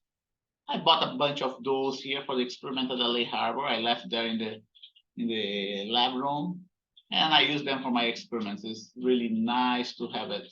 Do you remember that the difference between the uniform circular motion and this experiment is that we do not use a threaded rod. We use a bar, right? A bar with no threads whatsoever. And if we go to this PowerPoint slide, here you go, threaded rod. I didn't do the threads here, but try to imagine the threads. Okay. rotating shaft. You want to align the center of the threaded rod with the center of the rotating shaft. Okay, and that will be the next step, locking bolt. So threaded rod equipment. Okay, and I'm going to need a locking bolt. Okay, the same locking bolt that we used before. Same locking bolt we used before, and we didn't make any measurements yet here. Align the center of the threaded rod with the center of the rotating shaft. Don't forget the threaded rod should be at the center.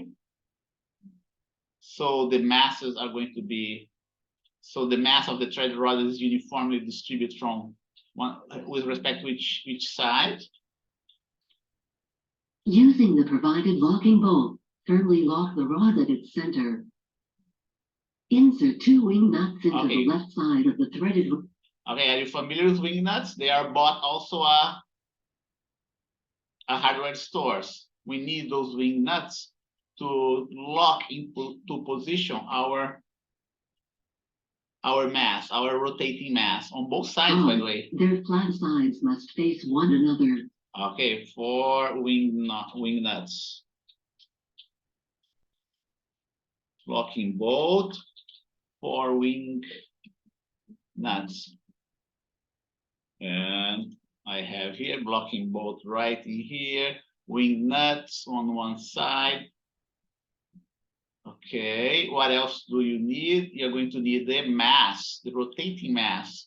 The rotating mass that you're going to use is slotted mass. So several slotted masses of different masses.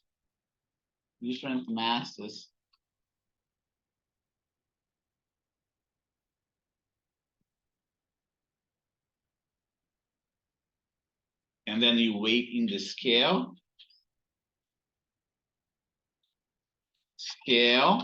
The same resolution we have been using from the very beginning, 1, 2, 3, 1 kilograms, like that. 1, 2, 3, 1, okay. Scale. Going back to the. Using a scale, measure the mass of the 2 provided slotted masses. That's how the slotted masses look like. We have a bunch of those there. Any college that has a lab has a bunch of those slotted masses. Log one of these measurements with the right number of significant figures. Clamp one of the slotted masses between the wing nuts. Clamp it. Measure the thickness of the slotted mass. Okay, the thickness, oh, you're not gonna use, let's see, you're not gonna use this thickness here in this lab report, okay? But the thickness is in there just to ensure that the slotted mass is thin enough compared to the radius of rotation of the mass. If this thickness is less than 10 times, 5 or 10 times less than the radius of the threaded rod, then this mass behaves as a point mass. Using a ruler, measure the distance r from the center of the rotating shaft to the center of the slotted mass. Okay, we have one more here. Let's see. Here's the mass. We are clamping the slotted mass with the wing nuts, measuring the width just to ensure that this width is much less compared to the radius. We're not going to use the width in our lab experiment. If this width is much less compared to the radius, then this mass behaves like a point mass. Here's the radius. Measure the radius with a ruler. Okay, R must always be greater than 5W. The larger, the better. Okay, and we do the same with the other mass. Okay, and we go here to my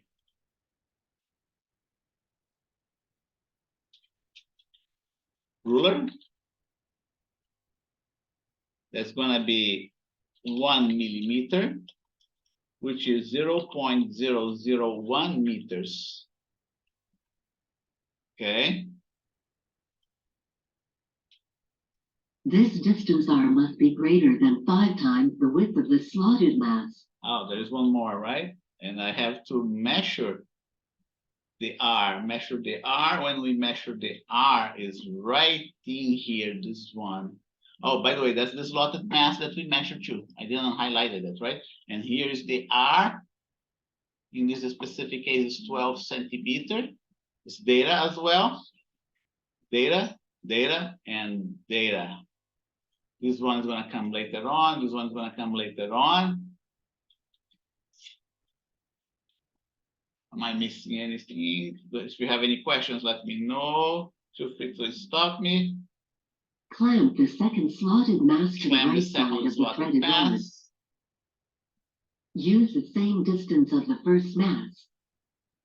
Get a 1.5 meters long string. Wrap 0.8 meters of its length around the shaft. Make sure you wind a single layer of string. Otherwise, the torque may drastically change during your experiment. Pass the remaining length through the pulley. Okay, now we have a string, a new material, a new device. Okay, here you go. 1.5 meter long string. Wrap it around the shaft and pass through the pulley. Do you see how we are providing the torque? Okay, this string is the one that applies the torque to this shaft. And we put a mass here. We put a mass here to provide a torque, to apply a torque to this shaft. We are going to, okay, 1.5 meter long string. Equipment slash, let's put equipment slash materials. Okay.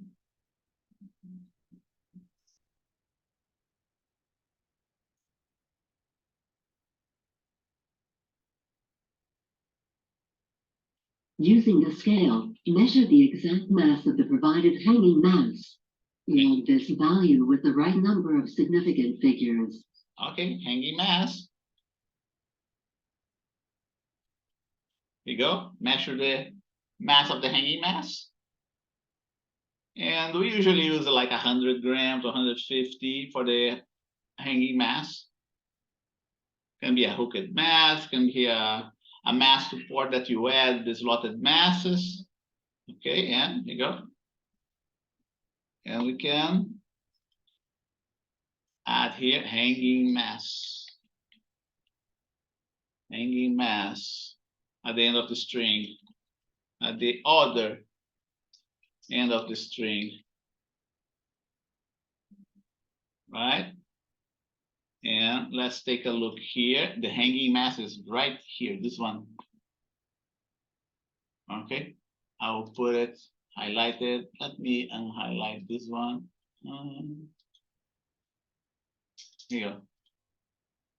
Don't forget to put the units, right?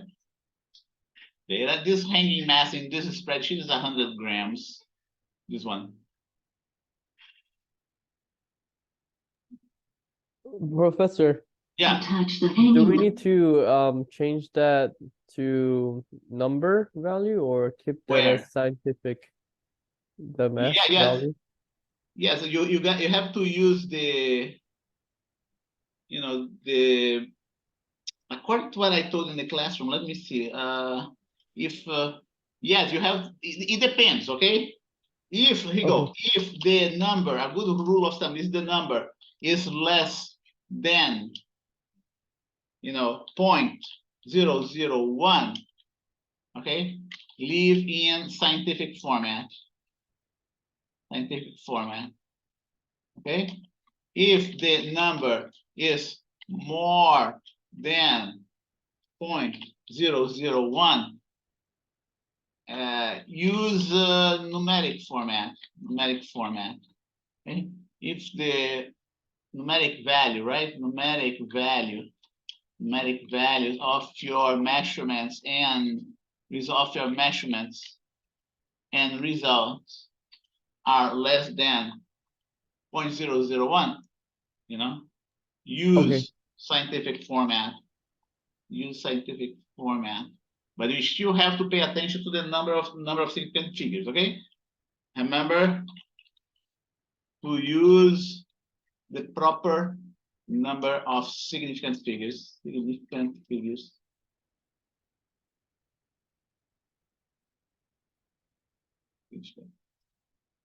Okay, someone is drawing here my screen, right? Oh, that was me. I'm so sorry. It just Okay. appeared and I tried it. Okay. I'm used to that already. Going back here. Pass to the other end of the string, and wind the string around the shaft until the hanging mass touches the floor. When the mass touches the floor, ensure there are still 2 turns of string wound around the shaft. Yeah, that's what I tell my students whenever you are performing an actual experiment. You don't have to worry about this one. At this point, check the angle the string makes with the horizontal. If this angle is too steep, rewind the string to minimize it. Rewind back the string around the shaft. Make sure the hanging mass is suspended at the highest possible position. Measure the vertical distance from the Okay. bottom of the hanging mass to the floor. Okay, now one more measurement here, right? And I'll show this one in the, here you go, in my PowerPoint, right? Here you go, here's the mass. The string is long enough for the mass to reach the floor. That's why you have to use 1.5 meters. This height is approximately 80 centimeters. This is approximately 80, 70 centimeters, not 80, but 70 centimeters, okay? So you have enough length to wrap it around this shaft and minimize this angle. There's a reason why we minimize this angle. We minimize this angle to optimize the torque. Remember? If we are applying a force in this direction with a given angle, the torque is going to be less than if apply horizontal force to the shaft. Then I tell my students to minimize this angle because the calculations were done assuming maximum torque. There you go. Mass, height. Going back to my spreadsheet, you go, here's the height. We are not going to change the height throughout the experiment. This height here is 90 centimeters, 92 centimeters. And then we are going to perform the actual experiment. Before releasing the mass, ensure the So what's going to happen? I'm going to release this mass. And I'm going to time how long it takes for the mass to reach the floor. Okay? The motion of this mass is going to be an accelerated motion. It's not going to be free fall motion because it has a force applied to the mass here. We have the weight down and then a force due to this shaft here, right? This mass is interacting with the shaft. Consequently, the mass is going to pull the shaft in this direction and the shaft is going to apply the same force with an opposite direction in the mass. Newton's third law of motion. string wound around the shaft forms a single layer. If 2 or more layers of string accumulate around the shaft, the torque applied by the mass will change. This may compromise your final experimental results. Hold the shaft with the hanging mass at height h. When you are ready, release the shaft. Using a timer, measure how long it takes for the mass to reach the floor. Okay, now we have one more instrument, right? We have a timer. You go release the mass. You're going to unwind. Here you go. The movie playing in my spreadsheet here, in my PowerPoint slide, right? To make it more realistic, I should cut down the number of wrappings. Right, so here you go. I'll cut down here one, I'll make it, oh, this not this one here. One more. So now,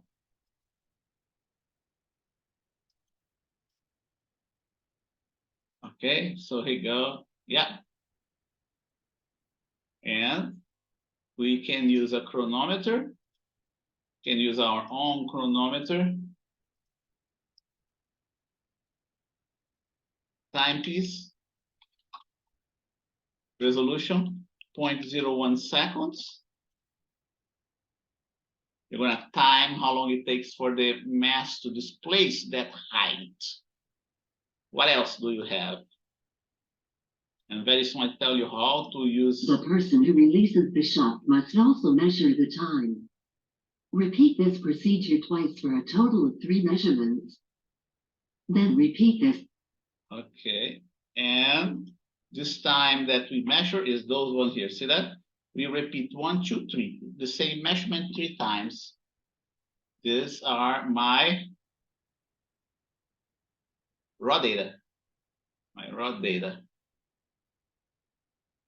Okay, and then we repeat with different masses. I started with a rotating mass of 20 grams. In this case, move to 50 grams, 70, 100, and so on. There might be a slightly different, and then the last one is going to be 0 grams, just the wing nuts there. There's a reason why we do that. Okay, maybe your values here is going to be slightly different.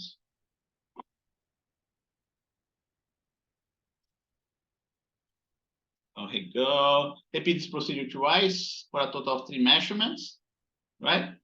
And then we have to change the rotating masses. Repeat everything else with a different mass. Just like it's spelled out here in this video. Procedure for 5 additional slotted masses. 50 grams, 70 grams, 100 grams, 120 grams, and 150 grams. A total of 6 different rotating masses. In the last step, remove the slotted masses and repeat. Okay, so here you go. We're gonna get there. Now we are at this point here in the experiment. We perform time measurements for different rotating masses, and then the last one, we are going to remove all the mass. This procedure with the wing nuts. And repeat the experiments with the wing nut. There's a reason why we do that. There's a reason why we do that, okay? Is to find our moment of inertia. Okay, so here you go. Position the wing nuts so they touch each other at a distance r. This corresponds to the case of a 0 gram rotating mass. It is used to determine the moment of inertia of the shaft with the wing nuts. You completed. Okay, that's why we do that. We do that to determine the moment of inertia of the shaft alone without the masses. The shaft with the wing nut without the masses. Okay, and here is the formula. Okay, here is the net moment of inertia that we can calculate using a rather lengthy derivation procedure. I can show that to you. Okay, the net moment of inertia is the moment of inertia of the point masses alone plus the moment of inertia of the shaft with the wing nuts. Okay, we determined this one here from the last experiment when there is no rotating mass rotating. We determined this one here from the remaining experiments with the masses. And then what do you have? The moment of inertia only of the point masses is going to be one minus the other, just exactly what you have right here. Okay. So that's the last one. The last slide. Let's play a little bit The more. experimental part. Now perform your data analysis and determine if your experimental results are close to the theoretical prediction. Okay, this is my business, and let's replay it again. Now I'll replay that for you without any interruption, so you can follow. And then I will show you the derivation. Moment of inertia experiment, variable mass and constant radius. Okay, I will show you the derivation for the equations for the moment of inertia. In this experiment, you will verify the moment of inertia of 2 point masses. You will change their masses while keeping their distance from the center of rotation constant. You will use Senko's centripetal force apparatus. Its most important element is its low friction rotating shaft. You will apply a constant torque to the shaft using a hanging mass. Measure how long this mass takes to displace a known distance. And verify experimentally the moment of inertia of two rotating objects that behave like two-point masses. In the first step, measure the diameter of the rotating shaft with a micrometer and log this value. In the next step, insert a threaded rod at the top of the rotating shaft. Align the center of the threaded rod with the center of the rotating shaft. Using the provided locking bolt, firmly lock the rod at its center. Insert two wing nuts into the left side of the threaded rod. Their flat sides must face one another. Using a scale, measure the mass of the two provided slotted masses. Log one of these measurements with the right number of significant figures. Clamp one of the slotted masses between the wing nuts. Measure the thickness of the slotted mass. Using a ruler, measure the distance r from the center of the rotating shaft to the center of the slotted mass. This distance r must be greater than 5 times the width of the slotted mass. Clamp the second slotted mass to the right side of the threaded rod. Use the same distance of the first mass. Get a 1.5 meters long string. Wrap 0.8 meters of its length around the shaft. Make sure you wind a single layer of string. Otherwise, the torque may drastically change during your experiment. Pass the remaining length through the pulley. Using the scale, measure the exact mass of the provided hanging mass. Log this value with the right number of significant figures. Attach the hanging mass to the other end of the string, and wind the string around the shaft until the hanging mass touches the floor. When the mass touches the floor, ensure there is still 2 turns of string wound around the shaft. At this point, check the angle the string makes with the horizontal. If this angle is too steep, rewind the string to minimize it. Rewind back the string around the shaft. Make sure the hanging mass is suspended at the highest possible position. Measure the vertical distance from the bottom of the hanging mass to the floor. Before releasing the mass, ensure the string wound around the shaft forms a single layer. If 2 or more layers of string accumulate around the shaft, the torque applied by the mass will change. This may compromise your final experimental result. Hold the shaft with the hanging mass at height h. When you are ready, release the shaft. Using a timer, measure how long it takes for the mass to reach the floor. The person who releases the shaft must also measure the time. Repeat this procedure twice for a total of 3 measurements. Then repeat this procedure for 5 additional slotted masses, 50 grams, 70 grams, 100 grams, 120 grams, and 150 grams. A total of 6 different rotating masses. In the last step, remove the slotted masses and repeat this procedure with the wing nuts. Position the wing nuts so they touch each other at a distance r. This corresponds to the case of a 0-gram rotating mass.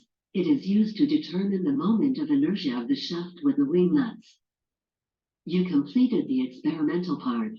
Now perform your data analysis and determine if your experimental results are close to the theoretical prediction. Okay, so we are done here. Okay, and let me derive the equation that we are going to use, that I used in my spreadsheets. Okay, let's go back here to the spreadsheet. Here, we made this last measurement here. 0, right? No masses whatsoever. What you see here is the average of those 3 measurements. So this is a result. I'll put it in a different color, lighter green. Everything else is also a measurement. Let me put lighter green as well, but then I will show you how to obtain the moment of inertia in this case. Because they are in red, you don't need to worry about significant digits, right? It's kind of a lengthy formula, but we can, it's a sort of a lengthy derivation as well, but we can do it. Here you go. The first thing that you do is we use conservation of energy. We use conservation of energy to determine the moment of inertia of the whole set. Wing nuts plus rotating shaft plus threaded rod plus masses, slotted masses. Okay, slotted mass. Let's not do like that. And how is we have the potential energy of the mass, hanging mass, right? Must be equal to the kinetic energy of the hanging mass just before it reaches the bottom, plus the rotational kinetic energy of the shaft with the wing nuts and slotted mass and the threaded rod. That's what we get. Okay, we want to find this guy right in here. That's the challenge. So we go through the continued derivation. I pass this term to the left side. I will highlight it, both faces, right?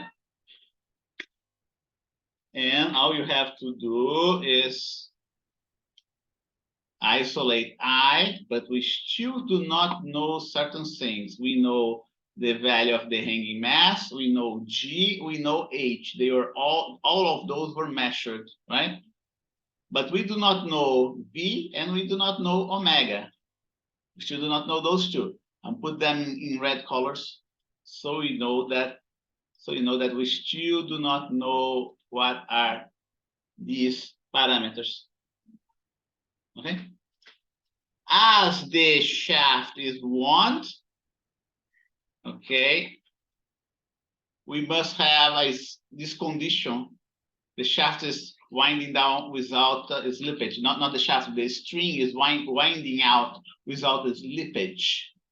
Okay, and the velocity must be omega radius. Omega radius is d divided by 2. Okay, and now we can substitute omega in the equation for the moment of inertia. Okay, and when we do that, we are left with just one parameter that we still do not know, just one parameter on the right that we still do not know. Okay, red and red, omega became V, right?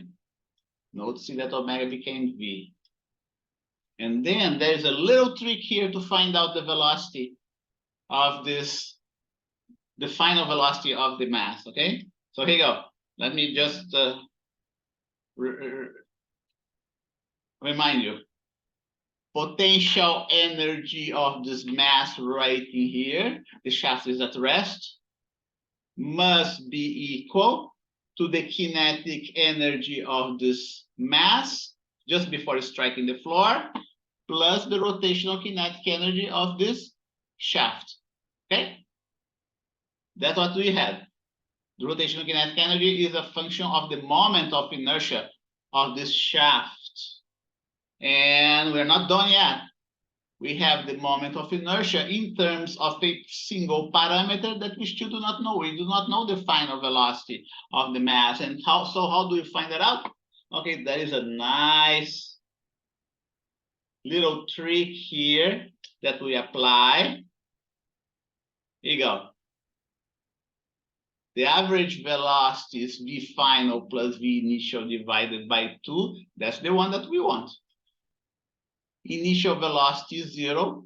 Consequently, the average velocity should be the final velocity divided by 2. But then we have this other definition of average velocity. The other definition of average velocity is what? delta y over delta t, which is the height of the mass, initial height of the mass, divided by the amount of time average, divided by t average. This equation, we make it equal to this one. And we can find v, the unknown parameter, in terms of known parameters. Okay? Yeah. It's a really nice trick that is initially difficult to visualize, to see it, but that's how we come up with, and now we go ahead and replace this in the red, right in here. And we get this lengthy equation, okay? Which can be simplified. I'm gonna give you the final answer, okay? So we don't spend too much time. The final result is this one. Now we have the moment of inertia of the whole apparatus given in terms of the parameters. This is an experimental value, right? This is a result. This is another result. This is a measurement. MD square, and that what is the equation that I use right in here. Going back to my PowerPoint, you know, that's what this one is. But then recall that I did the measurement as well with zero mass. And what you see right here is going to be I naught. Those are all I, and this one is I naught. I naught is the moment of inertia without the rotating mass. And each rotating mass will have a moment of inertia that's equal to I minus I naught. Here you go, this one, I minus I naught. I minus I naught. I minus I naught. I minus I naught. I minus I naught. Okay? And that's how we determine I experimentally. In the next step, you plot I along the y-axis and Emma along the x-axis. That's what you should do right now. So now plot I, Emma, R along the y-axis. We have half an hour to go, right? And Emma along the x-axis. From theoretical results, from a theoretical result, right? From this theoretical result here, when we plot I in the y-axis and Emma in the x-axis, we should get a straight line with a slope to r squared. I'm gonna plot that. I am insert chart. Looks like a, right? 1, 2, 3, 4, 5, 6, 7 data points. The last data point is 0, 0. So you should all be able to fit a curve, a trend line. Okay. And compare that with the radius. Is that clear? So that's your first thing that you gotta do. You have half an hour to complete that. Okay, plot IMR along the y-axis and M along the x-axis. Obtain the slope, log the slope in the last table. I usually put that in the last table. Here you go. Value, units and value, right? Make sure you read that, units and value. The value goes here. That expected value. If I type 0.0364, 0.0364, what do I get? I get 26% difference, which is you know, pretty high. I never found out why we get so, sometimes we get a high value for this slope, right high percentage difference. Let's see how you're doing there. I'm gonna call you one by one. Very soon I'm gonna have a break. My throat is starting to get dry. Now let's see here. Gael Garcia, are you there? Let's see, spreadsheet, right? Now let's see if you plot graph. Gael Garcia, not there. Ridwan, did you plot the graph? Yep, okay, good. So move to the next one, right? Ashley, did you plot the graph?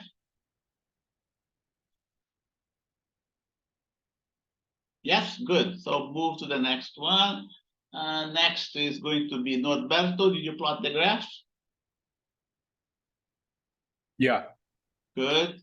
Next is going to be Vanessa Mena. Did you plot the graph, Vanessa? Yes. Good. And Camden, did you plot the graph? Not yet. I'm kind of confused. What do I need to do from the Okay, it's table? written right in here. Here you go. It's written like plot along the y-axis and M along the x-axis. You can also read. You can also read right in here. See that? Cell F26. Plot IMR. This is IMR Uh-huh. and M. Okay. Okay, I did it. Okay, good. So then you gotta do something else, right? You gotta log in the slope in the last table.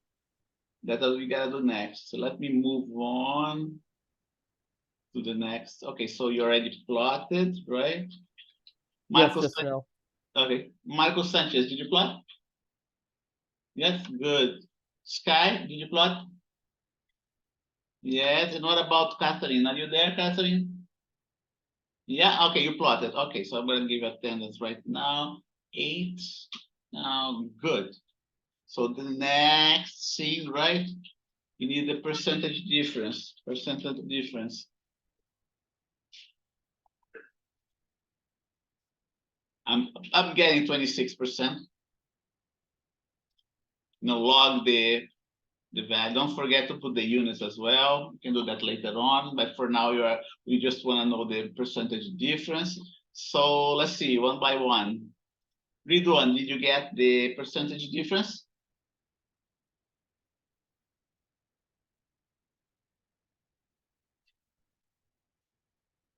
I can't hear from Ridwan. Are you there? Okay, yeah. Wait, what? Percentage difference. I need you to, you're gonna get the slope of this graph, and you're going to type it right in here in the last table. And then you tell me what's the percentage difference. Okay? Make sense? Okay, good. So you're working on that. Let's see. What about Ashley? Did you do that, Ashley? Working on that. Okay, good. Norberto, did you do that? Percentage difference? Norberto Lopez. I haven't yet. I'm still I'm right about to do it. Okay, you're working on that, right? Yeah. Okay, good. So it's okay to be working on that. Well, I'll give you some time. I'll give you some time. So in the meantime, I take a little break, working on, and let's see what else I want you to do. So obtain the slope, plot the graph, right? Plot the graph, obtain the slope, log the slope on the last table. What else do we have to do?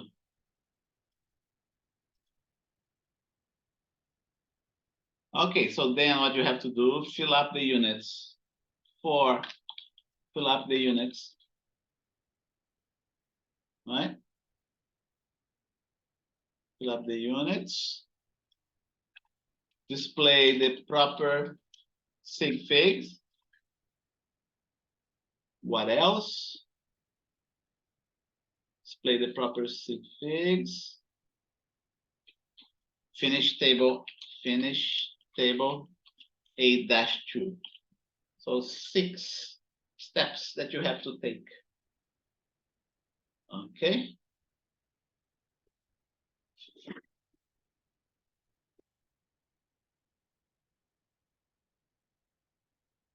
I'm going to momentarily pause the recording. Take a little break while you finish everything that you have here. I'll be back shortly, okay? So let's see how we're doing now, right? Vanessa, did you log the percent? Did you find out the percentage difference?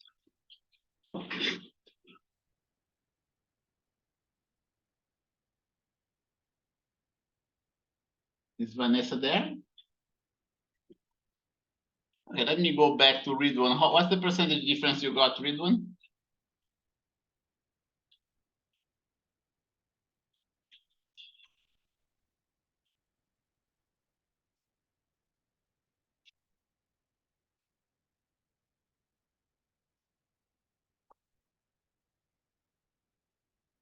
$29.67. Okay. Ashley, what's the percentage difference you got?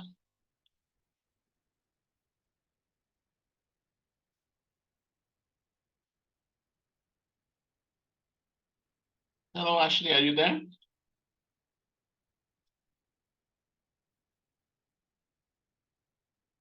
I can't hear from Ashley. Okay, let's put a little star here. What about Norberto? What's the percentage difference that you get? That you got?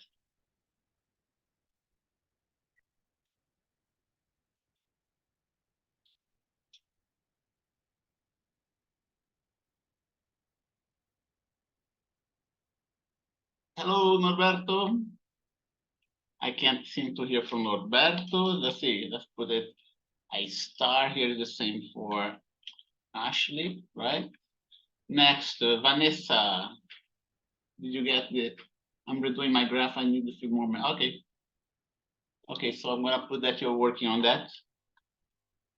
And Vanessa, I haven't heard. Are you there, Vanessa? I don't hear from Vanessa. Let's go here. Camden, what the percentage difference you are getting in your graph?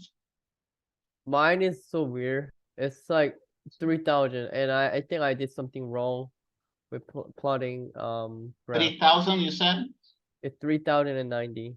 Okay, there's something wrong you did there. Maybe you didn't plot properly, okay? Okay, so I need to plot mass to IMR, right? Yes. That's what Let's I see. did, and then I copied the R square. Okay, you're group number 3. Let me see here what's going on here. Group number 3. Let's see I'm gonna what's try one more going. time. Let's see what's going on with you there.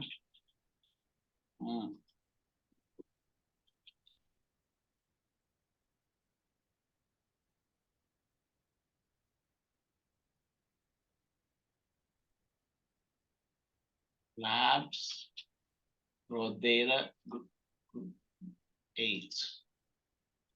Group number 3. Oh.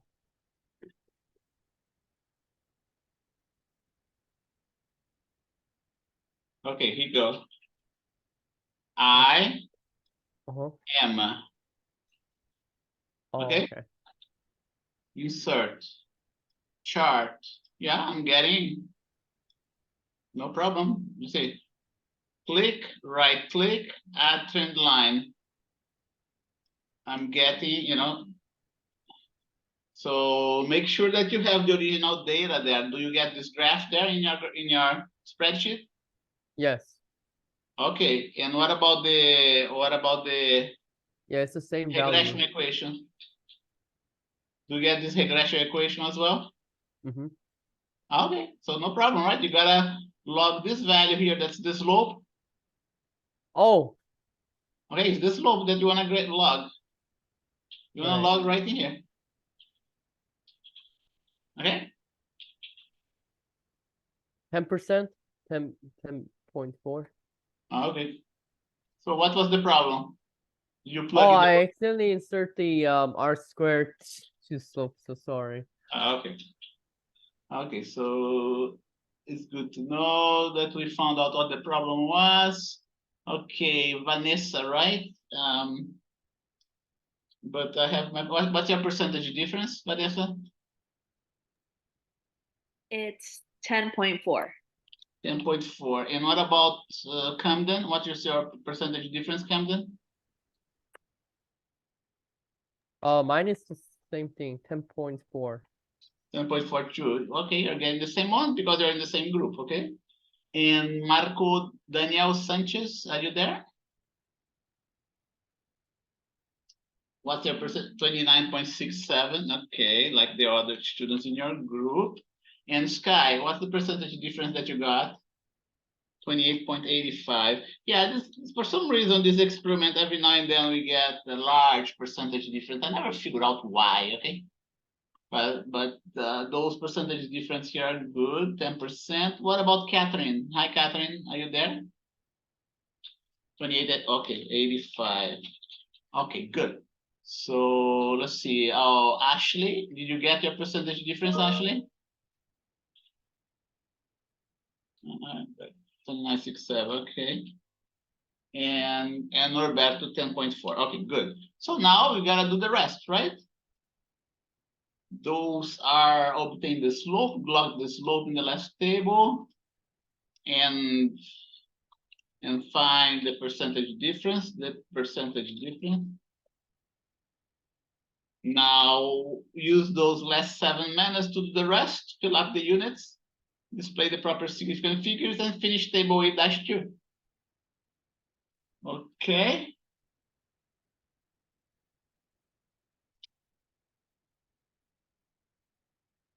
So any questions about that? Okay. So just a little message. It was a pleasure to be teaching you this semester. Okay, today is our last regular meeting. The next meeting is going to be the final exam.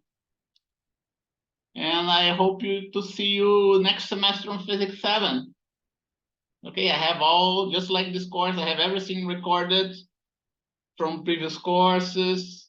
What we're going to do is going to be somewhat similar to what we did, somewhat similar, not because the material is going to be different. It's going to be more challenging, the material of Physics 7, okay? But I have everything set up already. I have all my videos of previous semesters, but I'll be recording new videos as well. And once I start to have more time, I will chunk my videos a little bit, I'll organize my videos better. And hopefully I will start doing that next semester. Even though we don't meet on Monday, do you still have office hours that day? No, the office hours, we do not have office hour that day, but if you need to schedule something, yeah, I can accommodate you, okay? If you need to let me know. Let me know right now, and then I'll accommodate you. Send me a email message to my personal email address. Advise me in advance, and then we can meet. Would be what, 12 noon Monday, right? We can meet 12 noon on Monday if you. But tell me in advance by email. So if you need anything else, I'll be available to everyone. Professor, Monday Yeah. is going to be the final exam. No, it's Wednesday. Wednesday, but we don't Yeah. have class on Monday. We do not have class on Monday, but if you want, if you need any help, we can meet on Monday. But send me a message. It can be like for 1 hour on Monday, but send me a message in advance. I would like to get some help for the homeworks, if you don't mind, on Monday and today. Okay. Okay, so you wanna set it up? Let me write that down here. Notes. Okay. 12 noon. Okay, Monday. 12 noon. But confirm that you're gonna show up on by email, please. Okay, I'm going to send you a confirmation. Confirm you email. will show up. Confirm by email that you show up. Okay. Office hours. 12 noon, Monday, 12 noon, office hours. Till 1 p.m. Confirm you will show up for the office for the office hours. Confirm by email. Okay. By email. You show up for the office hours. Okay. Any more questions? I have a question about homework. Yes. So, let's see here. Which one is that?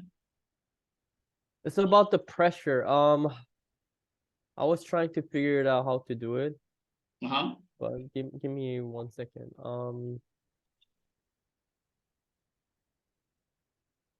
Let me see.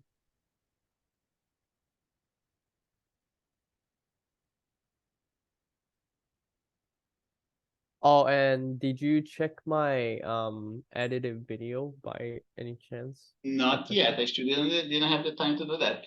But I will before I finish the grades. Oh, okay. Because I want to know if I did it right or correct or not. I'll take a look. I'll take a look before I log in the grades.